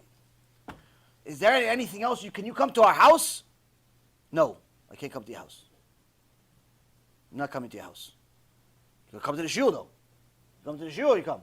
You want somebody to come to your house? Call a psychiatrist. Call the cops. Call 911. Don't call your own Reuven. I'm not coming to your house. I don't care if you have $1 million check for me. I'm not coming to your house. I'm busy. What? Doing something that's not coming to your house. I'm learning, teaching, or at some point during the week I see my kids. I'm not coming to your house. You want to see me? Come to the Shiur Torah. People always say, oh, can I come to your house? No, don't come to my house. You want to come see me? Come to the Shiur. I'm here half the week. I'm here. Yishtabach Shemo La'ad. I'm here. I never leave. The Shiur ends at some point and nobody leaves. So we stay here till 4 o'clock in the morning. You want to come see me? Come see me. Why do you have to come to my house? I have to come to your house. Come here. No, everybody wants special. I said, I'm not coming to your house. You want somebody to come to your house, you have to get a different rabbi, somebody that maybe has less to do or needs money, whatever it is. Can you suggest somebody? I gave him a suggestion. I don't know what happened over there. All I know is that a month ago I got a notice that they're getting divorced. Why? They want a solution. They want a cure, but they want not the one that is going to work. There's a cure for cancer. But they don't want the cure for cancer. They want a cure for headache when they have cancer. So they're getting a divorce. Poor kids, 4 or 5 kids, going to grow up with one parent, yelling at the other the rest of their life, hating each other. Shem Yachem. Why is it the kids' fault that you two don't want to do tshuva? You tell people do tshuva. Okay, I'll do tshuva, so I'll watch your video clips. No, come to the shiur. Study. Fulfill the Torah. Keep Shabbat. It's hard for me. Okay, it's hard for you. Your life's going to be harder. What is this like? Why do we make this mistake? Why do we constantly make this mistake as a nation, as a people, as a species? Even you see sometimes goyim that don't have necessarily the same obligation as a Jew to fulfill the Torah, but they have an obligation to fulfill their part of it, to work on themselves and so on. Stop making sins against the Torah according to what they're obligated to do. But you see them, many times you tell them, listen, whether you're a Jew or not Jew, you're not allowed to waste seed. Whether you're a Jew or not Jew, you're not allowed to be arrogant. Whether you're a Jew or not a Jew, you're not allowed to be cheap. You're not allowed to be all these different. You're not allowed to be a bad person. Not to steal. Not to cheat on your wife. Not allowed to do these things. Doesn't matter whether you're a Jew or not. There's certain things you're not, just as a human being, you're not allowed to do. Why? Hashem said so. Oh, but it's hard for me. Okay, so your life's going to be harder. I gave you instructions. I gave you a cure. You may not like it, but that's the cure. So then they ask you the wonderful question of the year. It's the best question. How do you know it's going to work? How do you know it's going to work? What, I'm just going to read this book and everything is magically going to fix itself? I'm just going to come to the shiur and everything is just going to magically fix itself? What, I'm going to read Parashat Shavua, I'm going to come to the shiur, I'm going to work on my arrogance, I'm going to work on my demented ideology, and that's just going to fix, I'm going to finally get a job, I'm going to finally find a wife, I'm going to finally find a husband, I'm going to finally get a cure for cancer, I'm finally going to get a cure for this disease that nobody has even an understanding of what it is. How do you know it's going to work? That's what they asked me. How do you know it's going to work? I'm just a little more theatrical. How do you know it's going to work? I know because God said so. But you're not going to believe God. Why? He didn't tell you personally, like he told Moshe Rabbeinu. And even if he did, you still wouldn't listen. But if you go to the doctor because you have a little bit of a pain on the right side, you go to the doctor because your tooth hurts, you go to the doctor because your foot hurts, and the doctor that went to school for 4 or 5 years, he says to you, Mrs. Williams, Mrs. Goldberg, you have to take this pill 3 times a day, 500 milligrams each time. You're going to want to throw up. You're going to get stomach aches. But in a week from now, you're going to be perfectly fine. And you, Mr. Goldberg, have to take this pill twice a day for the next 3 weeks. And in 3 weeks, you're going to be fine. And you're going to take their word to the bank and you're going to follow them like tatale. You're going to follow them like a nice little boy right out of the shower. You know, little kids, little 2, 3-year-old kids, they come out of the shower, you shower, you put their hair to the side, they look like little angels. That's how you take the pills. Why? My doctor said it. My doctor said it. I have to take it. Look, it says on the prescription. See, 500 milligrams 3 times a day. So I have to take exactly every 8 hours, because that's 3 times a day. And you take it like a little tatale, like a little trained dog. You take it. Why? Because the doctor that went to school for 4 or 5 years said so. But what about the rabbi that studied Torah for 80 years? What about Rav Ovadia that studied Torah all 94 years? What about him? He said you have to keep Shabbat, because God said so. I read it in the book. He said you have to keep Taharat Mishpacha, because God said so. I read it in the book. 94 years I read it. 94 years he's been reading, the rabbis have been reading it.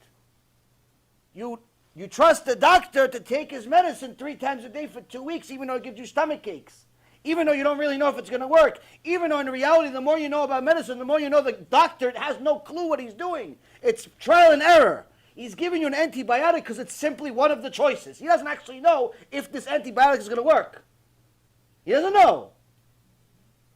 How do I know? I took every antibiotic under the sun. I'm an expert in antibiotics. And one time I went to a special disease doctor, someone that knows internal medicine as an expert, and she told me, listen, there's a trade secret I'm going to tell you. If the antibiotic doesn't work, meaning you don't have major relief, not it finishes everything, not cure, but major relief within 48 hours, it's the wrong antibiotic.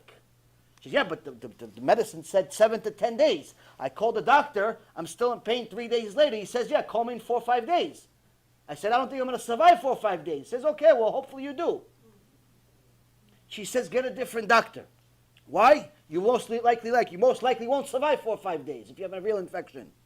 If it doesn't work within 48 hours, it's the wrong antibiotic. The doctor doesn't know. He's taking a chance because this specific symptom has 5 choices of antibiotics. He just gave you one of them. 20% chance of it working. 80% chance of not. But you're going to listen to him like tatale, you're going to listen to them. You're going to look like a little puppy. Why? Because it says MD after his name. And there's a plaque in the entrance. It says he went to Harvard.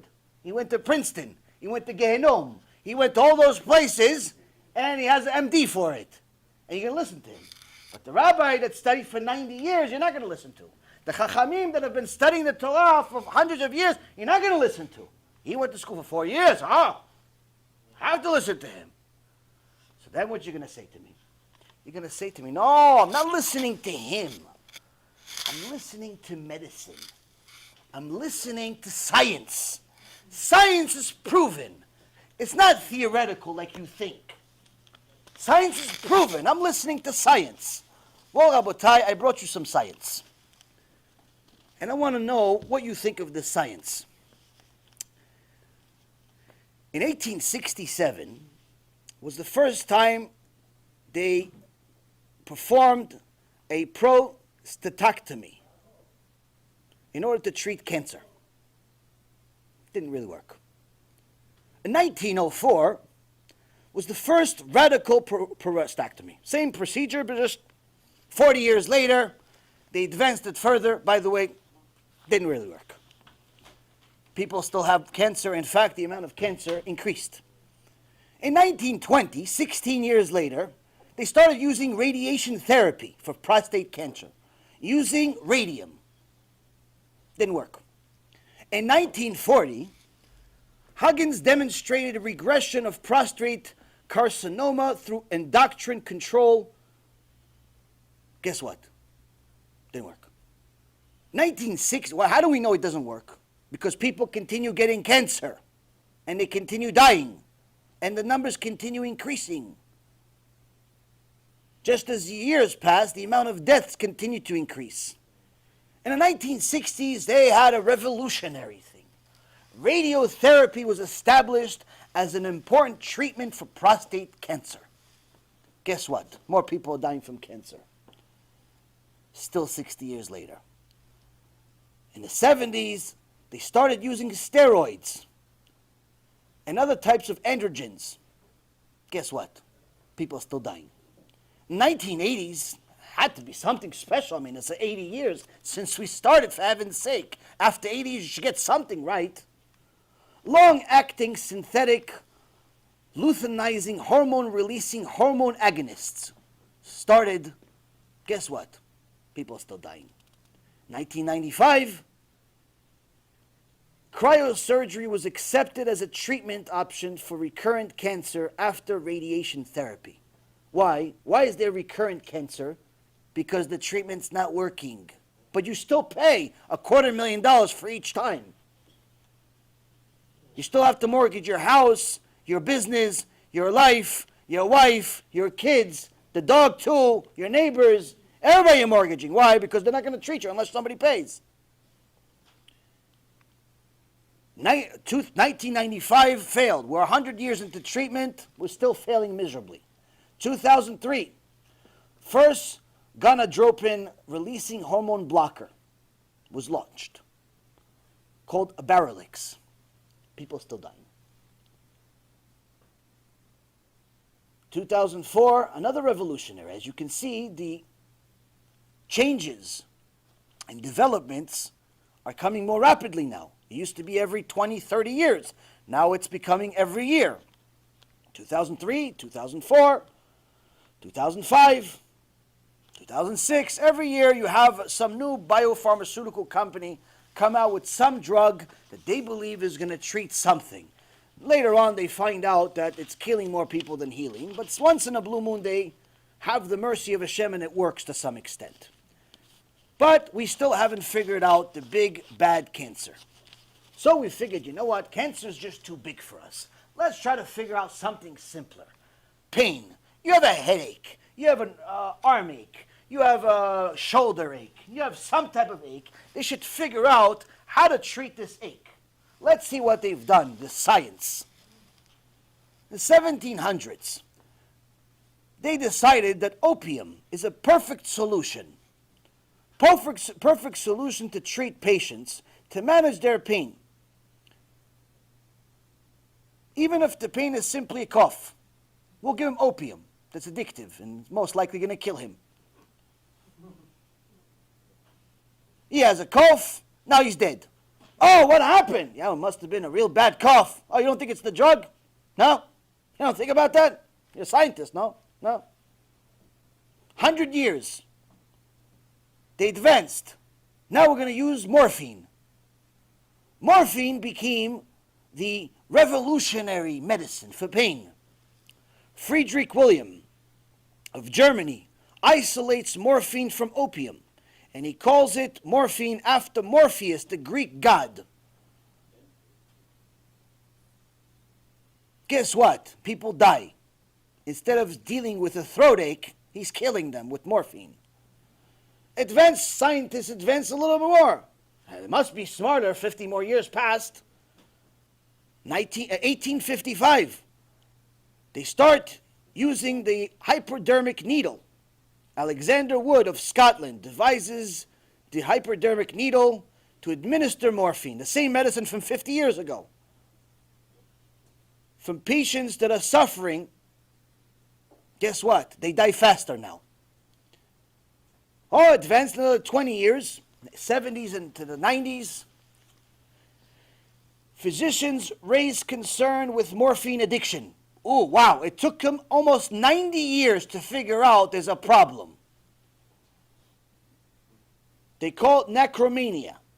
Americans are now buying over-the-counter pills and elixir that contain opiates to treat menstrual cramps. A woman has a period, now she's taking morphine for it. Nice.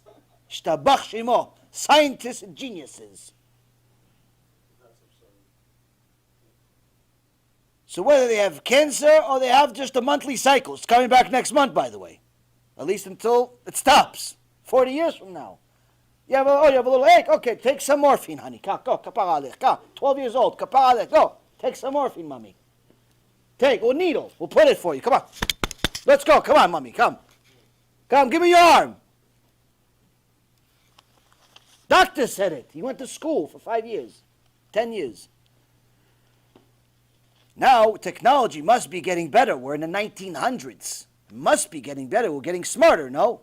1900 to 1910. free heroin. A philanthropic organization. This would be fun. It wouldn't be funny if it wasn't true. I'm reading this from a document that Lightus put together. A philanthropic organization provides free heroin to morphine addicts to help them quit. This couldn't be funnier if it was fake. He's addicted to morphine, so they give him heroin.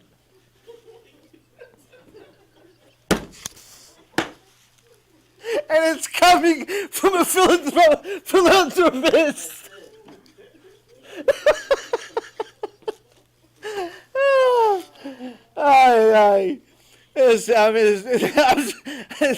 I saw it.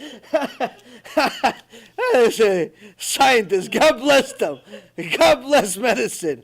1906, the Food and Drug Administration, the FDA, pharmaceutical companies must accurately label their products and list dangerous ingredients, especially if it's heroin and cocaine.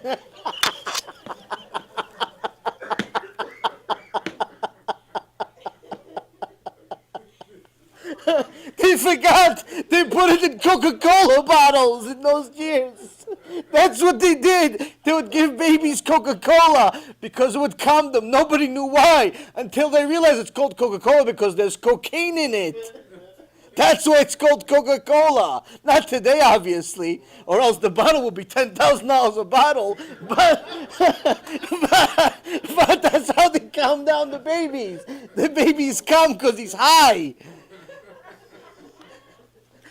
This is, God bless America. Wow. 19, by the way, of course, you know, the government, they can't let things go. So in 1914, there's a new tax on narcotics. 1920s had some major advancements. Hydrocodone. Hydrocodone came into as a painkiller. 1923, there's legal narcotics were banned. In 1924, there was the Anti-Heroin Act, meaning last year's medicine is now banned. Last year's medicine that was curing the morphine crisis is now banned. Now we advance to the 30s and 50s. There's the Food, Drug, and Cosmetic Act to ensure consumer safety. Thank you, guys. Just stop killing us. It will be safety. 55, you have Tylenol comes out. Tylenol comes out to help people. I think that killed less people, Baruch Hashem. In the 70s and 80s, Percocet comes out. In the 70s and 80s, Percocet comes out, and Vicodin. Percocet and Vicodin come on the market. Both are short-acting relievers. In the 80s, these opiates, called Percocet and Vicodin, are called by everyone as safe. Safe to take, perfectly safe, no problem at all. In one letter, it says addictions are rare. Addictions are rare in patients treated with narcotics. It was published in a New England Journal of Medicine, 1980. In another study, it says chronic use of opiates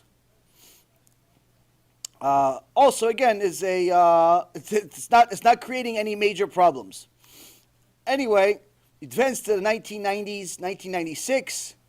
They advanced because, you know, listen, they're used to heroin for the last 100 years. You're only giving them a little bit of Percocet, no good. So they bring out OxyContin. OxyContin, whoever made it has to be partners with the Satan himself.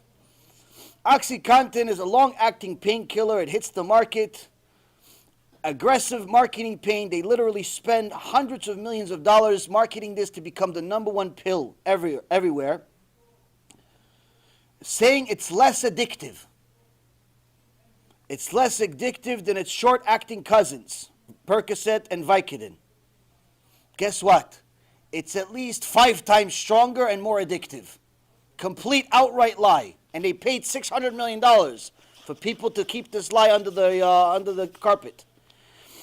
In 2002, the safe drugs, remember the Percocet and the Vicodin that was safe and no one could get addicted to it? In 2002, 10,000 people died from it. 2012, the number of prescriptions written for opiate pain medicine reaches 259 million people. Enough for every adult in the United States to have a bottle of pills. In 2015, the overdose deaths from prescription opioids and heroin reached 33,000, almost tripled the number just 15 years before. By 2006, it doubles again. 59,000. 2016 continues to increase. 2017, President Obama asked Congress for $1 billion to fight the opiate epidemic. What do you mean? You just said it was safe 15 years ago. Said nobody can get addicted. Now we have an epidemic. Guess what? As of this study, which is actually only a couple of years old, 6 out of 10 drug overdose deaths involve these pills. 60% of drug overdose. It's more dangerous than heroin. It's more dangerous than cocaine. It's more dangerous than all the medicines we've ever had before. It's also more advanced. Every day, 91 people die from it. I'm positive the statistic has increased by at least 20% in the last 2 years. 50% of opioid prescriptions originate from a primary care physician.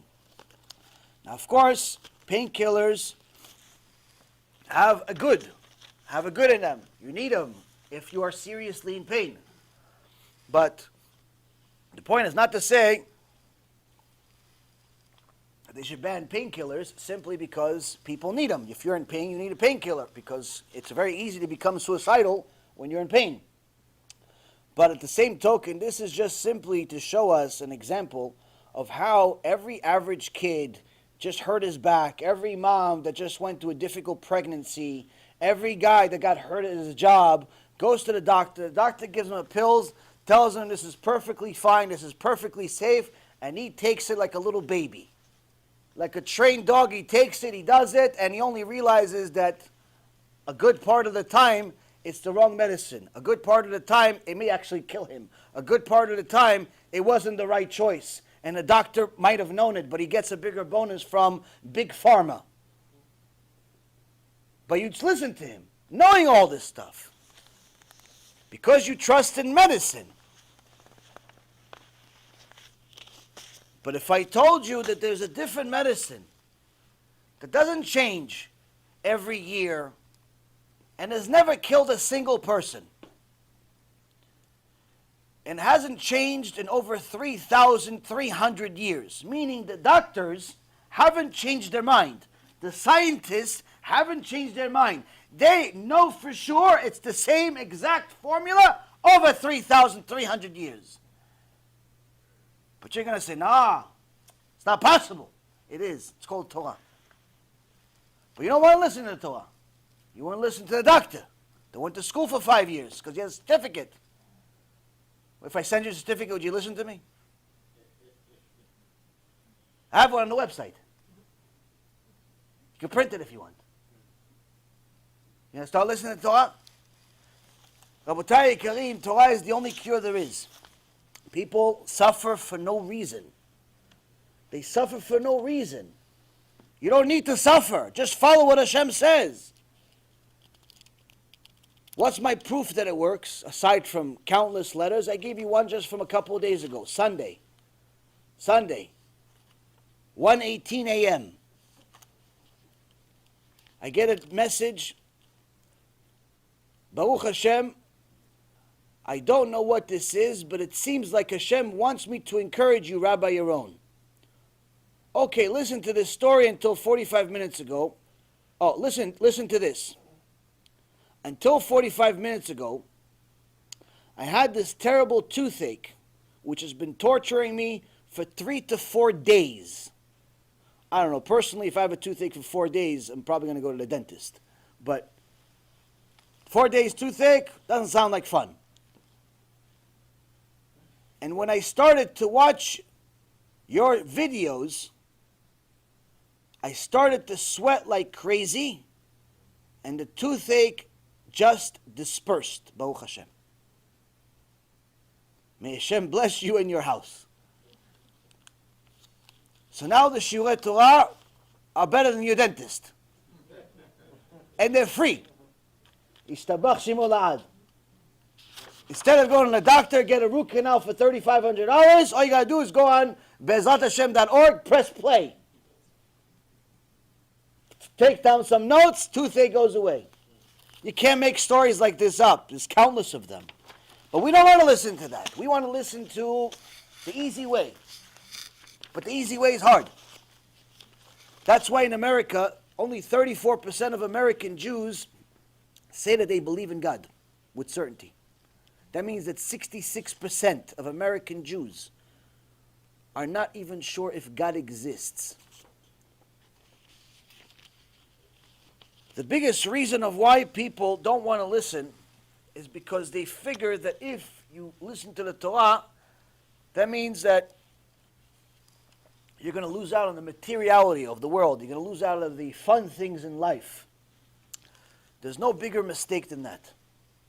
Thinking that just by you listening to Hashem, you're going to lose out materially, you're going to lose out as far as fun, you're going to lose out the joy and so on, is a mistake and a half. Why? Because you simply think that, number one, what you're doing is actually good and fun, and number two, that what you're supposed to do is an error, is a problem, is no good for you. The Luach Eretz says that God grants life not only to those who learn Torah, but also to those who support Torah. Where do we know this from? The Luach Eretz says this is the reason why God does not give scholars their livelihood directly. Many times you're going to see people that learn or teach Torah. Many times you're going to see that they live partly or completely off of tzedakah. People donate to them. Some of them have fancy houses, some of them don't. Some of them have brand new cars, some of them don't have a car at all. Some people get rewarded both money and Torah, and some people only get the Torah. But they get the parnassah, it's just not as much. But nonetheless, it's very common for somebody that learns Torah to get his parnassah in an indirect way. Where does the Luach Eretz get this from? Rabbi Akiva.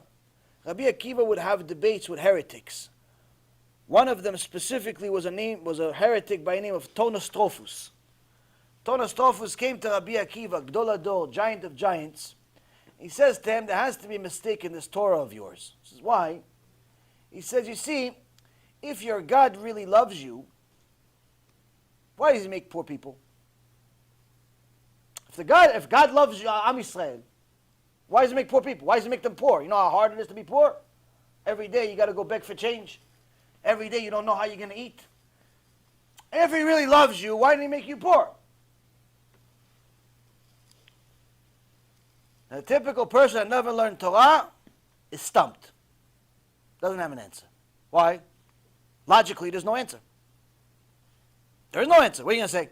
God loves you, he's going to make you poor? It's like saying, God loves you, he's going to send you to the Holocaust. Good luck. How is your logic going to explain that? How does your doctor, the 1 to 4 years doctor, how is he going to explain it before he kills you? How is he going to explain it? How does the scholar explain it? Went to Columbia University. Was a professor there. How is he going to explain it? If God loves you, why does he make poor people? There's no logical way of explaining it. There's only one way to explain it, which is what Rabbi Akiva says. To save the rest of us from Gehinnom.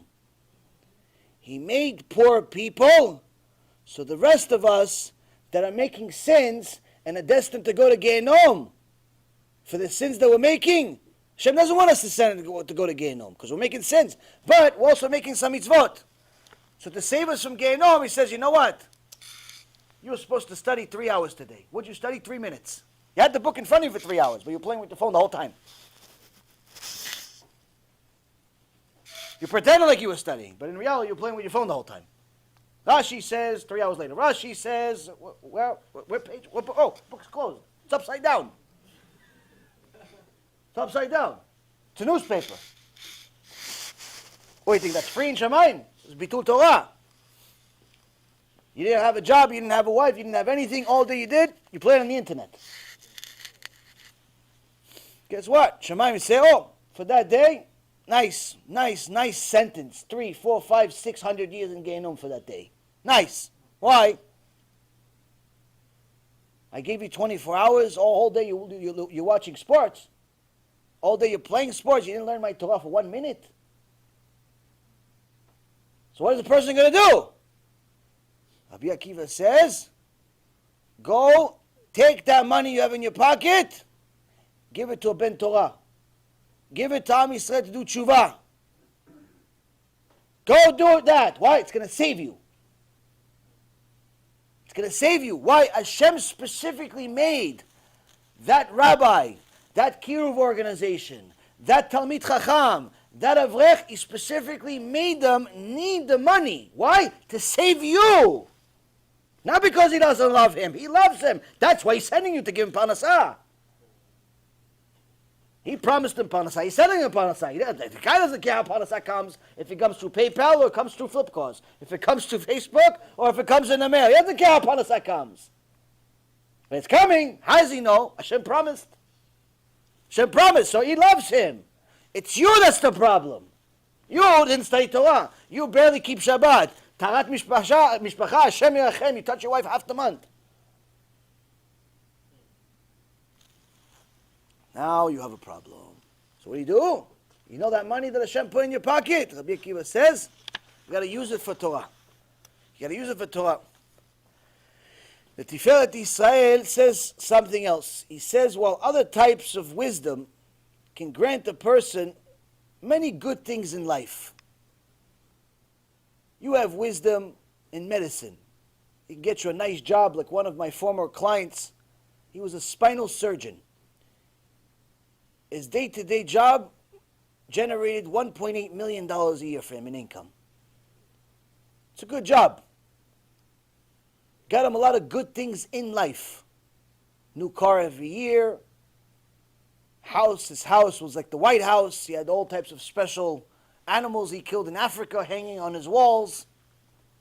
He thought it was good, so he bought it. Or he killed it. Or he did all types of things that are good things in life. This wisdom that he had in medicine, he was pretty good at it. So therefore, he got a lot of good things in life. A few wives, kids with all of them. But Tiferet Israel says, only the Torah grants a man life. The other wisdoms can grant you good things in life. But the Torah grants you life. The difference is, Rabotai, is that you can live without the good things in life. But you can't live without life. The Torah is what gives you the blessing. You go to work, a lot of people work. For whatever reason or another, everybody's struggling anyway. Whether they were making $30,000 coming out of high school or $500,000 when they're already in their career for 20 years. Struggling just as much. New year, newlyweds, finished the wedding, the balagan, the honeymoon, start of your life. First kid is born, all of a sudden they hate each other. Guess what? 10, 15 years later, they're together. Maybe. But they still hate each other. Why? Why such miserable lives? Because they have good things in life. They have the kids, they have the car, they have the house, they have the job, they have all the good things in life. From whatever wisdom they study to get those things. But life itself, the blessing in life, you could only get from the Torah. Without Torah, there's no blessing in life. This is why you see multimillionaires committing suicide on a weekly basis. A statistic made, a study done by the U.S. government, I believe it was actually the taxing department for whatever reason, or labor department, maybe about 5 years ago, 4 or 5 years ago, I remember reading it recently, pretty much confirmed that suicide is a rich person's problem. Meaning rich people commit suicide. Yes, of course, some poor people commit suicide also, but statistically speaking, it's an overwhelmingly larger number of rich people commit suicide. Middle class to higher class to extraordinarily wealthy. Commit suicide. The Robin Williams of the world, $100 million, $200 million net worth, chokes himself with a belt. This famous shoe designer or bag designer woman, a few months ago, suicide. Anthony Bourdain, very famous chef and restaurateur and so on, TV personality, kills himself. Linkin Park, lead singer, a group, a rock and roll group, had 6 kids, wives, multi-million-dollar business, millions of records sold, suicide. His friend, suicide 2 months before him. It's an extraordinary amount of suicide for rich people that have all the good things in life, but they don't have life. They have tattoos, they have cars, they have big holes in their ears sometimes, they have weird haircuts, big restaurants, a lot of people like their stuff, a lot of people are jealous of them, until they die. Nobody's jealous of a dead person. Real story happened some years ago. Wealthy man, very, very wealthy, dies and leaves his children 2 letters. It says, Banai Karim, my dear sons, I only have 2 requests from you. 1, the second letter, don't open it until the Shiva is over. The week Shiva, the week of mourning, my death is completed. That's when you open the second letter. Second request is, please tell Chevrat Kadisha that to bury me with socks on. Buy me brand new socks. I want to be buried with socks. Now he was sick for some time, so they expected that he's going to die. And when he died, he got these 2 letters. So they called Chevrat Kadisha and said, listen, we have one request. Our father, very well known, very well respected, buildings, houses, roads, all he did in his life, he has one request. He wants to be buried with socks on. Chevrat Kadisha says, we're sorry, we cannot do it. We cannot bury him with socks on. No, what do you mean you can't? You know who my father was? You have to bury him with, it's all he wants. Come on, you have to fulfill his wishes. No, we don't. We cannot bury him with socks on. There's no halachic permission to bury anyone with clothes on. All you get is that nice little white robe. They wrapped you, talit. That's all you get. No socks. That's the halacha. No socks. Because that's the halacha. That's why. No socks, no pants. We're not goyim. Goyim get buried with suits, $5,000 suits. They get $5,000. During their life, they wore T-shirts, but when they die, they wear a $5,000 suit. We're not goyim. You came here naked, you go out naked. No socks. After arguing back and forth with Chevrat Kadisha, there's nothing you can do. Either we bury him with nothing, or go find somebody else. Go find a goy to bury him. We're not burying him. Poor kids, what they're going to do? They bury the father, no socks on. They're very upset. Number 1, that he died. Number 2, they came to fulfill a wish. Shiva is finished. They open the second letter at the lawyer's office.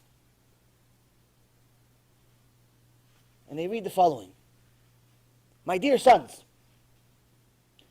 I know that by now you're reading this, you discovered that Chivra Kadisha did not allow you to bury me with socks on. So I know I'm without socks.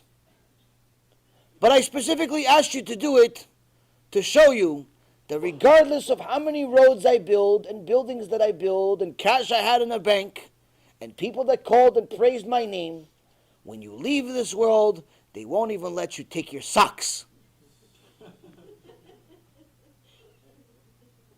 The only thing that I have is mitzvot. And that's the only thing you're going to have when you leave.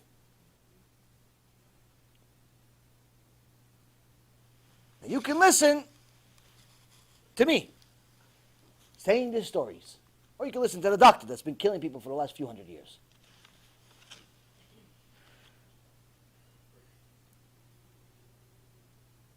The non-Jewish perception of holiness is part of the reason of why we are confused at being a holy person. Hashem says, Kadoshim tiyu, ki kadosh ani. Hashem says, you be holy because I am holy. We get scared of being holy. We get scared of keeping Shabbat, being modest. We get scared of these things. Why? It's so much different than everybody else. We start thinking about, wait, if I start keeping Shabbat, that means I can't work as much.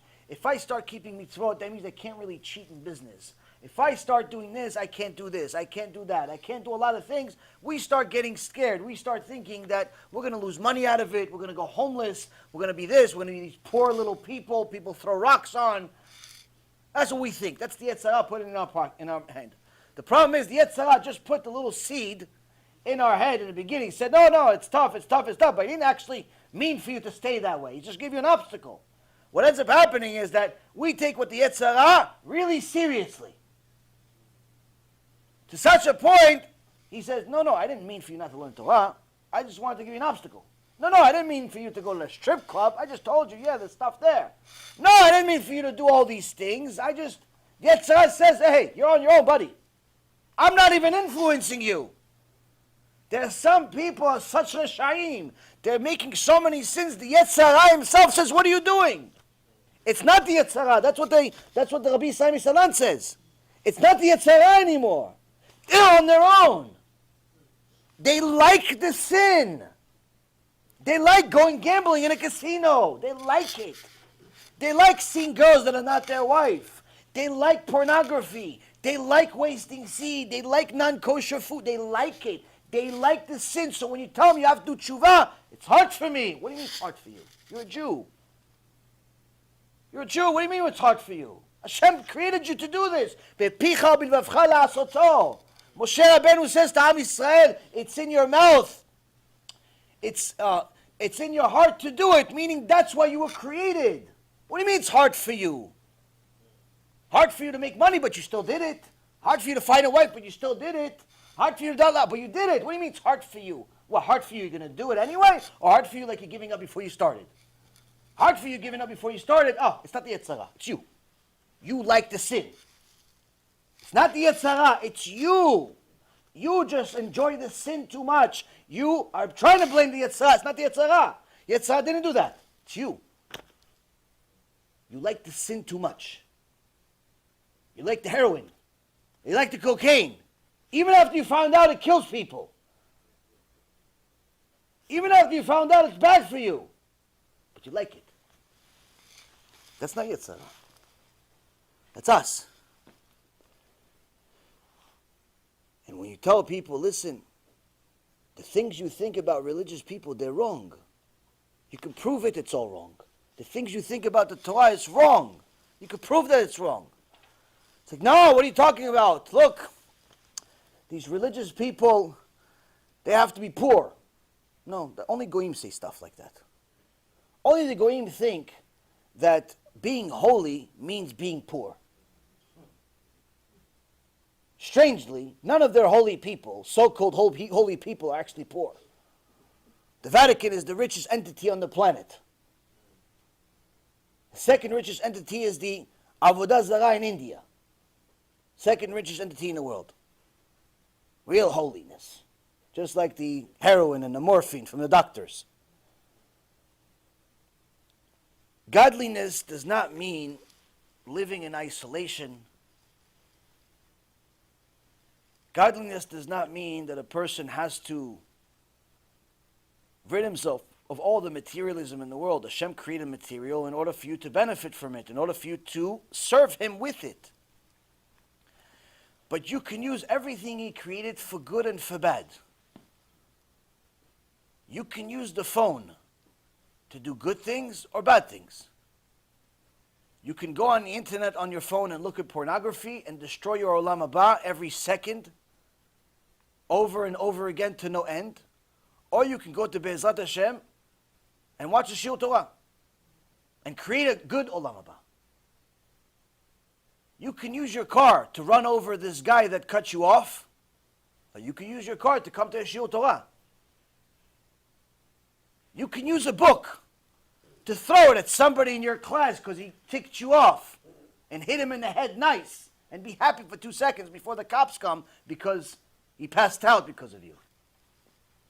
Or you can read the book and make sure that book is a Sefer Torah and learn from it and do what it says. Everything in life can be used for good and for bad. Everything. To say, just because you become a Shomer Shabbat, Shomer Mitzvot, Shomer Torah, and so on, that means that there's no materialism. It's not Torah. Only Goyim think like this.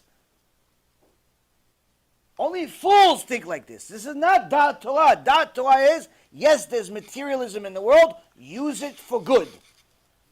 There's ways to make money. Make the money in a kosher way. Once you have the money, use the money in a kosher way. Everybody thinks that, oh, if I do tshuva, I have to leave my job, I have to leave my wife. No, you don't have to leave anything. You just have to do everything a kosher way. Sometimes there's no way of doing something a kosher way. Like if you have a bar, there's no way to have a kosher bar, unless you make it a men's only bar, which I highly doubt you'll survive. There's no way to have a kosher bar. There's no way to have a kosher nightclub.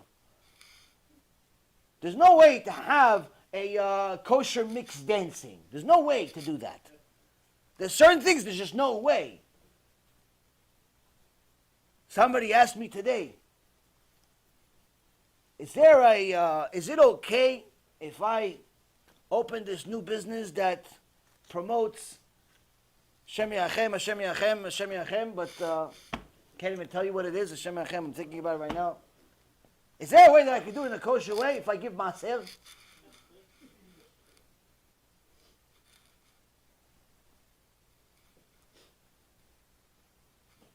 There's no way to do certain things you can't do kosher way. But the vast majority of things you can. Vast majority of things you can do in a kosher way. All the Torah is saying, do kosher things in a kosher way. That's it. Kosher marriage in a kosher way. Kosher food, eat in the kosher way. Even food, just because it's kosher, doesn't mean you're allowed to eat it. Doesn't mean you're allowed to eat it. Why? There's certain times to eat, there's certain times not to eat. If you eat it on Yom Kippur, it's not kosher. If you eat the pita on Pesach, it's not kosher. If you overeat, it's not kosher. If you're disgusting when you eat, it's not kosher, even if the food is kosher. Meaning, we have simple guideline from Hashem that says kosher way to do everything. Every desire you have. And you're not going to lose out for it. In fact, you're going to gain. The Torah gives a person, the Darkei Yosher says, the Torah gives a person a way to sanctify all facets of human existence. You could literally make your phone holy by using it to watch Shiur Torah. You could literally make your car, a Kli Kodesh by using it to go to shul, using it to come to Shiur Torah, and not using it for all the garbage of the world. You can turn your clothes into something holy that it's a mitzvah to buy it. Mitzvah to buy clothes, if it's modest. If a woman buys modest clothes, it's 100% a mitzvah that the Gemara says in Masechet Rosh Hashanah in Beitzah, Hashem will pay 100%. Modest clothes, not what you think is modest, what's really modest. Shop away, honey. Shop away as long as it's modest, but not according to your opinion, according to Torah's opinion. Not the way you translated the Torah. And that's what we have next. We have a problem. We have a problem that people want to translate the Torah their own way, and they don't want to believe what it says. This is the reason why only 13% of American Jews avoid using money on Shabbat. Because they are so afraid to lose this money that almost 90% of American Jews hold on to it and use it on Shabbat. Because they like their money much more than they like God. Because they believe that if you're a religious Jew, you're going to be poor and broke. But statistics show that regardless of whether a person is religious or not, Orthodox Jews, you could see statistics. The PEW research says Orthodox Jews who observe Shabbat are just as likely to earn over $150,000 a year as any other Jew. The guy that has a kippah, learns Torah every day, goes to Shiur Torah, fulfills the Torah, he's just as likely to make a nice six-figure income to do whatever it is that he needs to do in life. But he makes $150,000, and his money is kosher, and his job is holy. The secular person makes $150,000, his job is a sin. Why? He's not using it for the right reasons.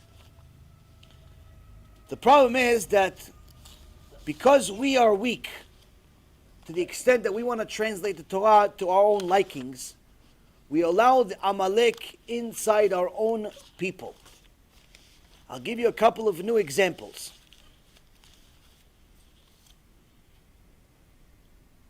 Recently, the journalist Shaulson that I told you that uncovered a few things that we talked about recently, says that right now,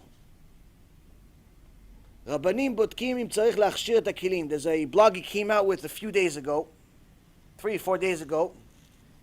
It says, אחד הבעיות הקשות שהיהדות החרדית מתמודדת עימה היא החדירה המיסיונרית לעולם החרדי. One of the biggest problems that the world of Orthodox, ultra-religious Jews are dealing with right now is that the missionaries have entered the ultra-Orthodox world. How have they entered it? I've told you guys that they had somebody they paid off to translate the False Testament into Yiddish. I told you guys that they also convinced a few teachers in yeshivot, in Lakewood, in Muncie, in other places, to missionize, to teach New Testament undercover. If that's not bad enough, they now caught people in the kashrut department. People in the kashrut department, mashgiach kashrut, a mashgiach kashrut who is a missionary. How come nobody says anything? Because he looks more religious than everybody else here. Black and white, payas, beard, nice and groomed from Mount Sinai, goes to minyan, prays with everybody. Missionary believes in idolatry. No, he is an idol worshiper. He's an idol worshiper, but he's a Jew. Haredi. But he's a Jew. But he's an idol worshiper. Why? Because the missionaries told him, and the rest of his buddies that followed, don't change anything. Keep going to shul. Keep the look the way you look. Don't move out. Why? We need you to spread the mission. And now they have a serious problem. Why? These people are not regular religious Jews. They're in some of the most famous and strongest Chassidut in the world. Chassidut Satmar.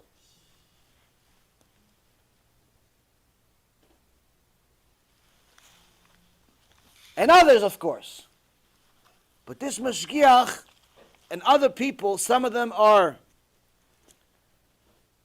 have high-level positions, very important jobs. People go to them for Pesach, to kasher their kelim. Guess what? The kelim are not kosher. He's an idol worshiper. The kelim, the pots and pans are not kosher anymore. Why? He's an idol worshiper. How does such a thing happen?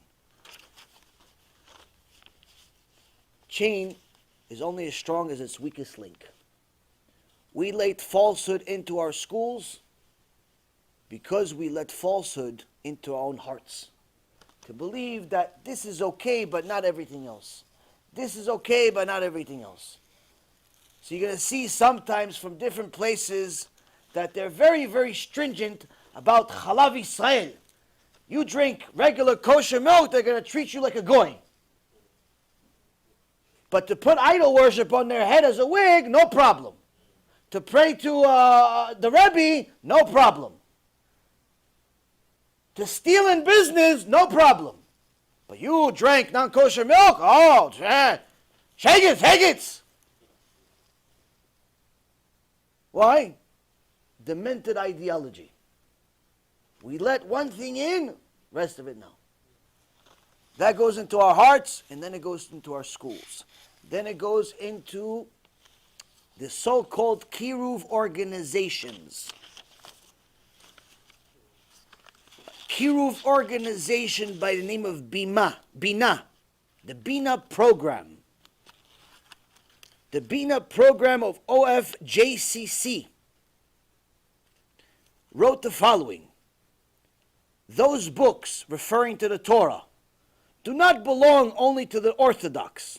They want to open a secular yeshiva. They're part of our culture. And we need to study them and do our own commentary. And it will be different commentary than how the Orthodox read them. Your average secular, ignorant person is going to be the new Rashi.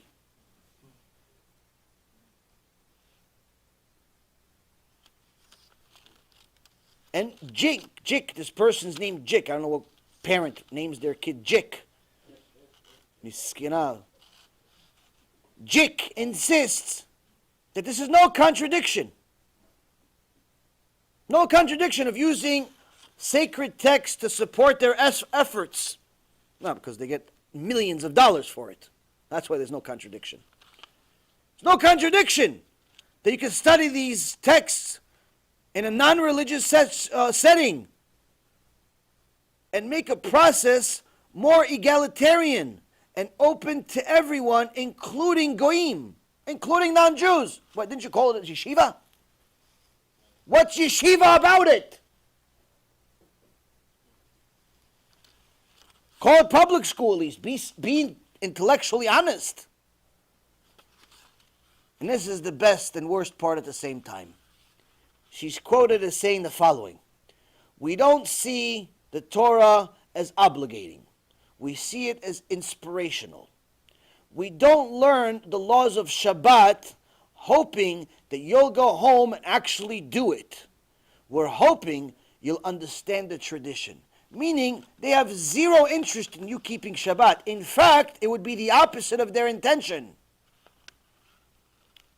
Their intention is just to understand the cultural aspect of it. Like they've turned the Torah into a history book, chas v'shalom, which the Zohar Kadosh says that anyone that says the Torah is a history book has lost their right to live. Now, before anybody decides that they want to be the next Rashi, before anybody wants to decide that they're just going to simply ignore everything, you should know who Rashi was. Rashi said a few things about this Mishnah. But first we need to know who we're dealing with here. There's a person by the name of Rabbi Yitzchaki. Rabbi Yitzchaki married for a long time, no kids. His wife simply could not have kids. No kids. He was a simple person, learned a little Torah. In our version, it's a lot of Torah. And didn't have much money. But one day he finds a very valuable stone that's priceless. As it happens, he brings it to the jeweler, who says, let me work on it for you, and I'll get a customer. Hashem makes it so that some idol-worshipping king wants this specific jewel, and he's willing to pay millions and millions of dollars for it, making Rabbi Yitzchaki the richest person in the entire country. The king sends a couple of his servants, go pick up this stone, go pick up this guy, bring him over here, I want to honor him. As I buy the stone, make a whole ceremony out of it. Rabbi Yitzchaki says farewell to his wife. I'm going on a boat. I'll be back in a few months. I'm going to sell this and come back with, instead of one stone, a boatload worth of gold. As he's on the boat, he overhears the two servants chit-chatting about the stone and how happy the king is going to be once he's able to put the stone in his statue of idolatry. As soon as Rabbi Yitzchaki heard this, he says, wait, they're going to put this stone in a statue? I'm going to be involved in honoring an idol? I'm going to be involved in benefiting from idolatry? Impossible. But what do? I'm already on the boat. If I tell them I don't want to sell it, they're just going to kill me and take the stone anyway. And then I was involved anyway, because even though I didn't know, still, it gets to the destination. He thought about it. He decided to do something none of us would do. He pretended to slip, fall, and drop the priceless blue stone in the middle of the ocean. The two servants saw him, and then he pretended to cry hysterically that he can't believe that he just lost the precious diamond. The two guys felt so bad for him, they didn't kill him. By the time they got to the other side, the king was ready for them. He said, no, you don't want to know, poor guy. He lost the stone. The guy was going to become the richest guy in the country. Now he's the biggest loser in the world. They felt so bad for him, they let him go. As soon as he got off the boat on the way back home, happy as can possibly be that he just lost $100 million and has no chance whatsoever of ever getting this money back. But he was not involved in idolatry. He celebrated. He danced. And an old man grabbed him, looked at him in the eye, and both of his eyes were bluer than the stone, and told him, you gave up the priceless blue stone. You gave up priceless possessions in this world, a stone that brought light to the world. As on Hashem's name, you will have a son that will bring light to the world. His wife, you don't get a husband like this if you're just a wife, doesn't want to send people to Shiur Torah. His wife was Kodesh Kodashim. So much so the Christians wanted to kill her. One day they trapped her. It was narrow road.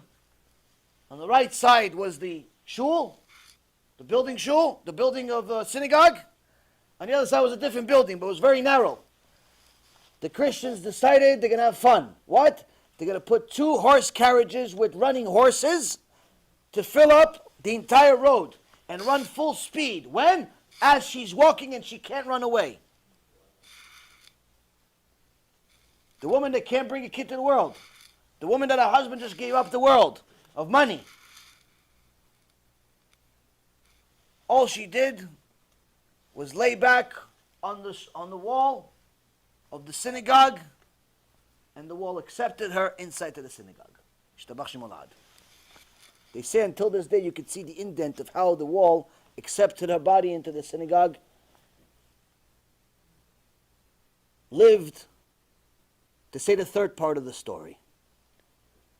When a woman gives up everything for Hashem, to publicize his name, to send her husband to Shiur Torah, to learn Torah, when a man gives up everything for Hashem, to show him that all the money in the world is not worth even one sin, what do you think Hashem does? Hashem fixes the uterus of the woman, and if that's not enough, He gives them a son that will bring light to the world, a son by the name of Rashi. That's Rashi. Rashi also stands for Rabban Shel Israel, the rabbi of Am Yisrael. Why? Because Rashi, Rabotai Yekarim, Rabbi Shlomo Yitzchaki is his name. Rashi, who lived almost 1,000 years ago, 950 years ago, brought light to the world that we can't live without. He put commentary on the Gemara. Almost 80% of the Gemara has his commentary on it, that without it, you cannot read the Gemara. If you don't have his commentary, simply the Gemara, it's better off you keep it closed. Why? You won't understand a single word. He wrote commentary on the Tanakh, especially the Chumash, that if you don't read his commentary, you get practically a Christian, because you won't understand a single word. His commentary is so extraordinary, there are over 300 super commentaries based on his commentary. His kids and grandkids were Gdolei Ador, the Tosfot, Rabbeinu Tam, giants among giants. How did it all go? How did it all happen? How did somebody get so lucky? It's not lucky. It's also not easy. It's sacrifice. It's sacrifice that most people think is too big for them, because they think that you'll lose out by fulfilling the will of Hashem. The reality is, you only win when you fulfill the will of Hashem, in this world and the next. So this same Rashi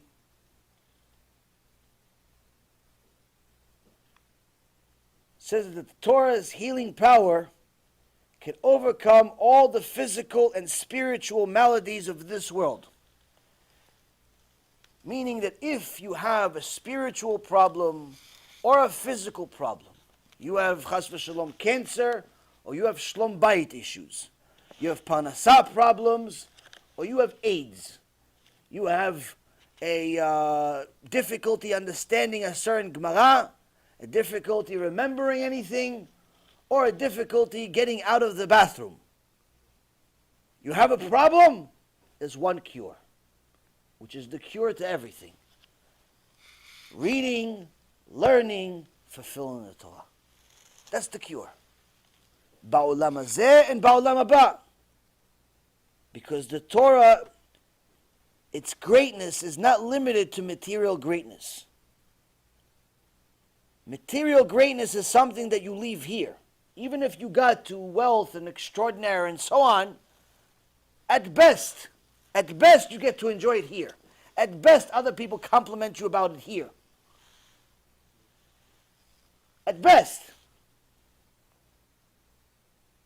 Torah is something that you get here and there, because the greatness of Torah is exemplified by the fact that even though this world and the next world are diametrically opposite one another, the Torah has the power to grant man life and happiness in both worlds.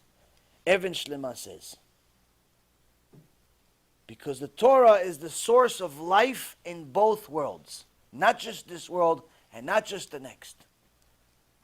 The key is to take Hashem's word for it. Take our rabbi's word for it. Take these giant sages' word for it. When the rabbi said it, he was serious. When the sages said it, they were serious. They weren't joking around. They didn't research it for 3 or 4 years and then, go on to something else. They spent a lifetime doing it, living it, fulfilling it. Some of these people that you've never heard of had greater wisdom than anybody on earth today. You can't even compare the intellect of the Steipler Gaon next to any person that's called Gaon in the secular world. They're closer to a monkey than they are to him. You can't compare any scholar, scientist, engineer, physicist, or whatever to Rav Ovadia, alav shalom. You can't compare them. There's no comparison. It's not like, Rav Ovadia is a 10 and he's like a 7. No, he's a 0 in comparison to him. 0. 0, the same equivalent of like a monkey. 0. Why? It's a different world. But people insist on trying something else. So much so that I heard a few days ago, one of the most baffling and demented stories I think I've heard, at least in recent past. This woman called Ellen DeGeneres, famous comic or something. It's a comic what she says, actually. She says to people on her show, we went to an ice cream shop, kosher, Baruch Hashem, and they had a TV, not such a kosher TV, but a TV. And you overhear this TV, and they had this Ellen DeGeneres show. And I couldn't help overhearing it. And she tells her fans, which apparently are millions and millions of people, that watch her every day, like as if it's like Mount Sinai, and all cheering, yay, yay, yay. And you find out later on that she's a lesbian, married to a woman, and goal nefesh. But everybody's like, yay, Ellen, yay, yay, yay, yay, you're an enemy of Hashem, yay. Now you would think, this person, at least maybe she has a desire. She likes women. No good. Okay, she has fame. So hopefully she's like smart. Hopefully she's like good, right? Why? Because on our show she tells people she does good things. One of the good things she says, please everyone, if you want to join me on this project, on this very, very important project, donate to my charity. She has a charity apparently, because we have a foundation to save the mountain gorillas in Rwanda.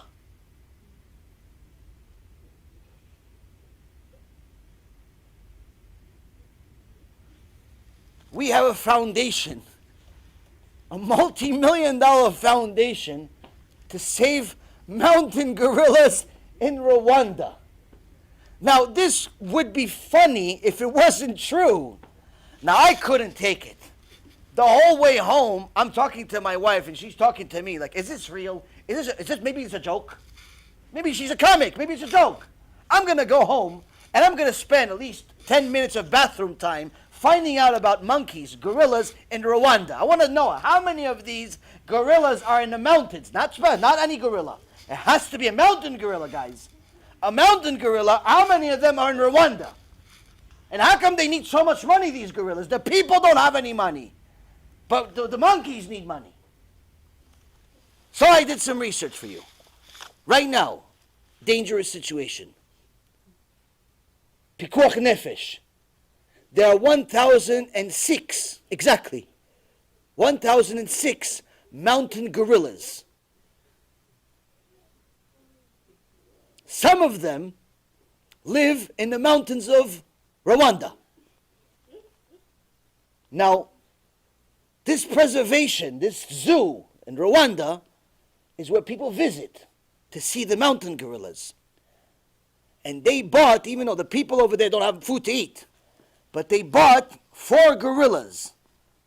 4 gorillas for $1.6 million, which means $400,000 a gorilla.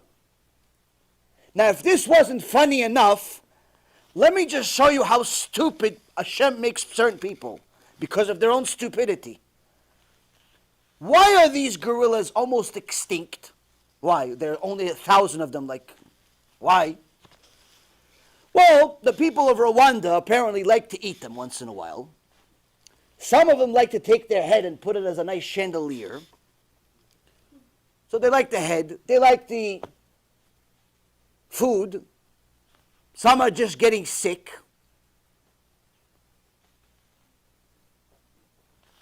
So that's what's happening.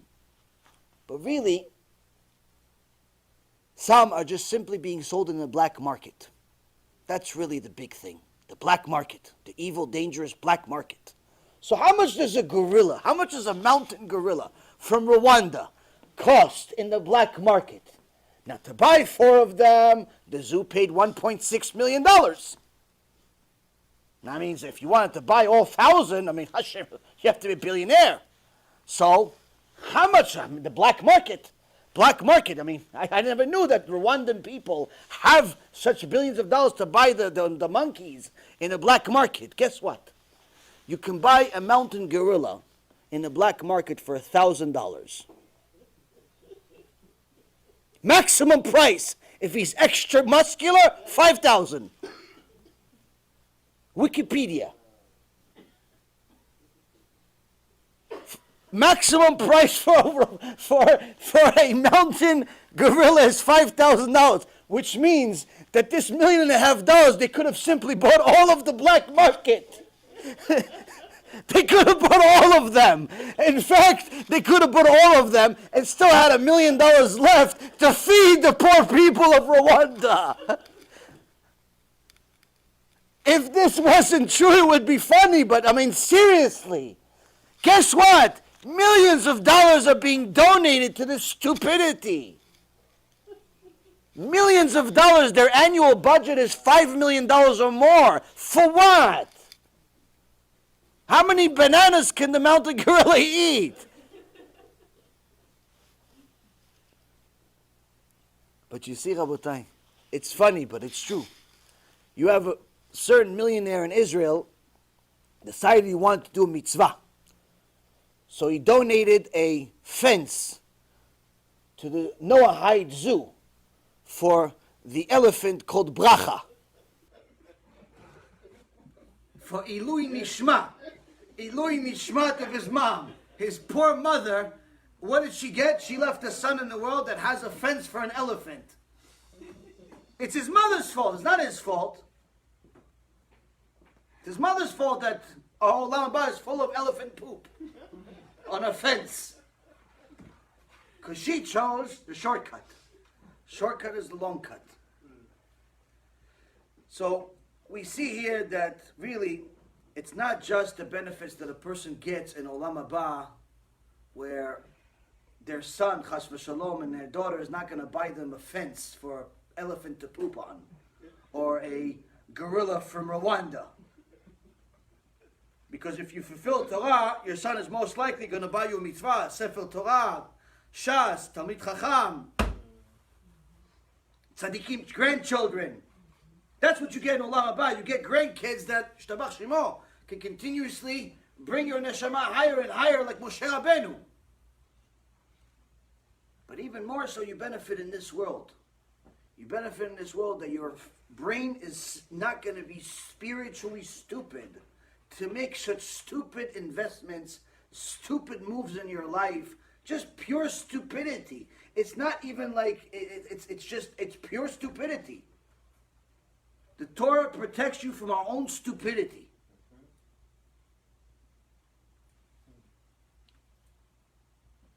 There's much more we can say, but I think we've said enough for tonight. We're going to have another shiur Be'ezrat Hashem about this Mishnah tomorrow to go over each one of these verses in Proverbs. What does it mean? The teachings of the Torah, our life, we find them, and so on and so forth. There's, Baruch Hashem, quite a bit that we could talk about each one of these psukim. We'll try to keep it short to hopefully keep this specific Mishnah to 2, maximum 3 shiurim. But as you can see, Rabotai Karim, there is an enemy. There's an enemy, and it's us. There's a very dangerous enemy. It's us. It's ourselves. It's our own loser mentality that we want a shortcut. That's not what Hashem said. It's our own mentality that allows the idolatry of the world to enter our minds, enter our neighborhood, enter our shul, enter our schools, enter our houses. Rabbi Yaron alav shalom spoke to over 1,000 soldiers one time. And he asked 1,000 soldiers, who knows what's the biggest disaster that happened to Am Yisrael in the last 100 years? Every single person screamed out, Holocaust! Shoah! He says, I knew you're going to say this, but you're wrong. The biggest disaster that happened to us in the last 100 years is we became ignorant. We became ignorant of our own Torah. We became ignorant of our own Torah to such an extent that we don't even know that it's the cure to everything. But only if you exert effort, only if there's mesirut nefesh, if you make sacrifices, if you make changes, if you comply with it whether it makes sense to you or it doesn't make sense to you. If you simply do what it says because it says so, not because you understand, but because Hashem said so. When a person does what Hashem says, because he said it, whatever he does will have bracha. But when he does it because he understands it, there's no guarantee of bracha. That is some of the things we're going to learn B'ezrat Hashem tomorrow. When do we get bracha? What kind of bracha? And B'ezrat Hashem other things. Any questions? Anybody want to buy a monkey? Call Ellen DeGeneres. Who knows how many millions of dollars she raised simply by mentioning it on our show? Who knows? I mean, there's at least $1 million, $2 million was raised just during that show. It had to be. I mean, she has probably millions of people watching that stupid show. If every person donates 25, 50 bucks, the monkeys in Rwanda are going to start saying, hey, listen, guys, we don't need all this money. All we need is bananas. All we need is bananas. You can buy them for 25 cents in America, in Rwanda. 25 cents buys you 25 bananas. We don't need millions of dollars. We just need you to leave us alone. Stop killing us. Thank you for learning with me. Thank you for laughing with me today. Baruch Adonai le'olam. Amen ve'amen.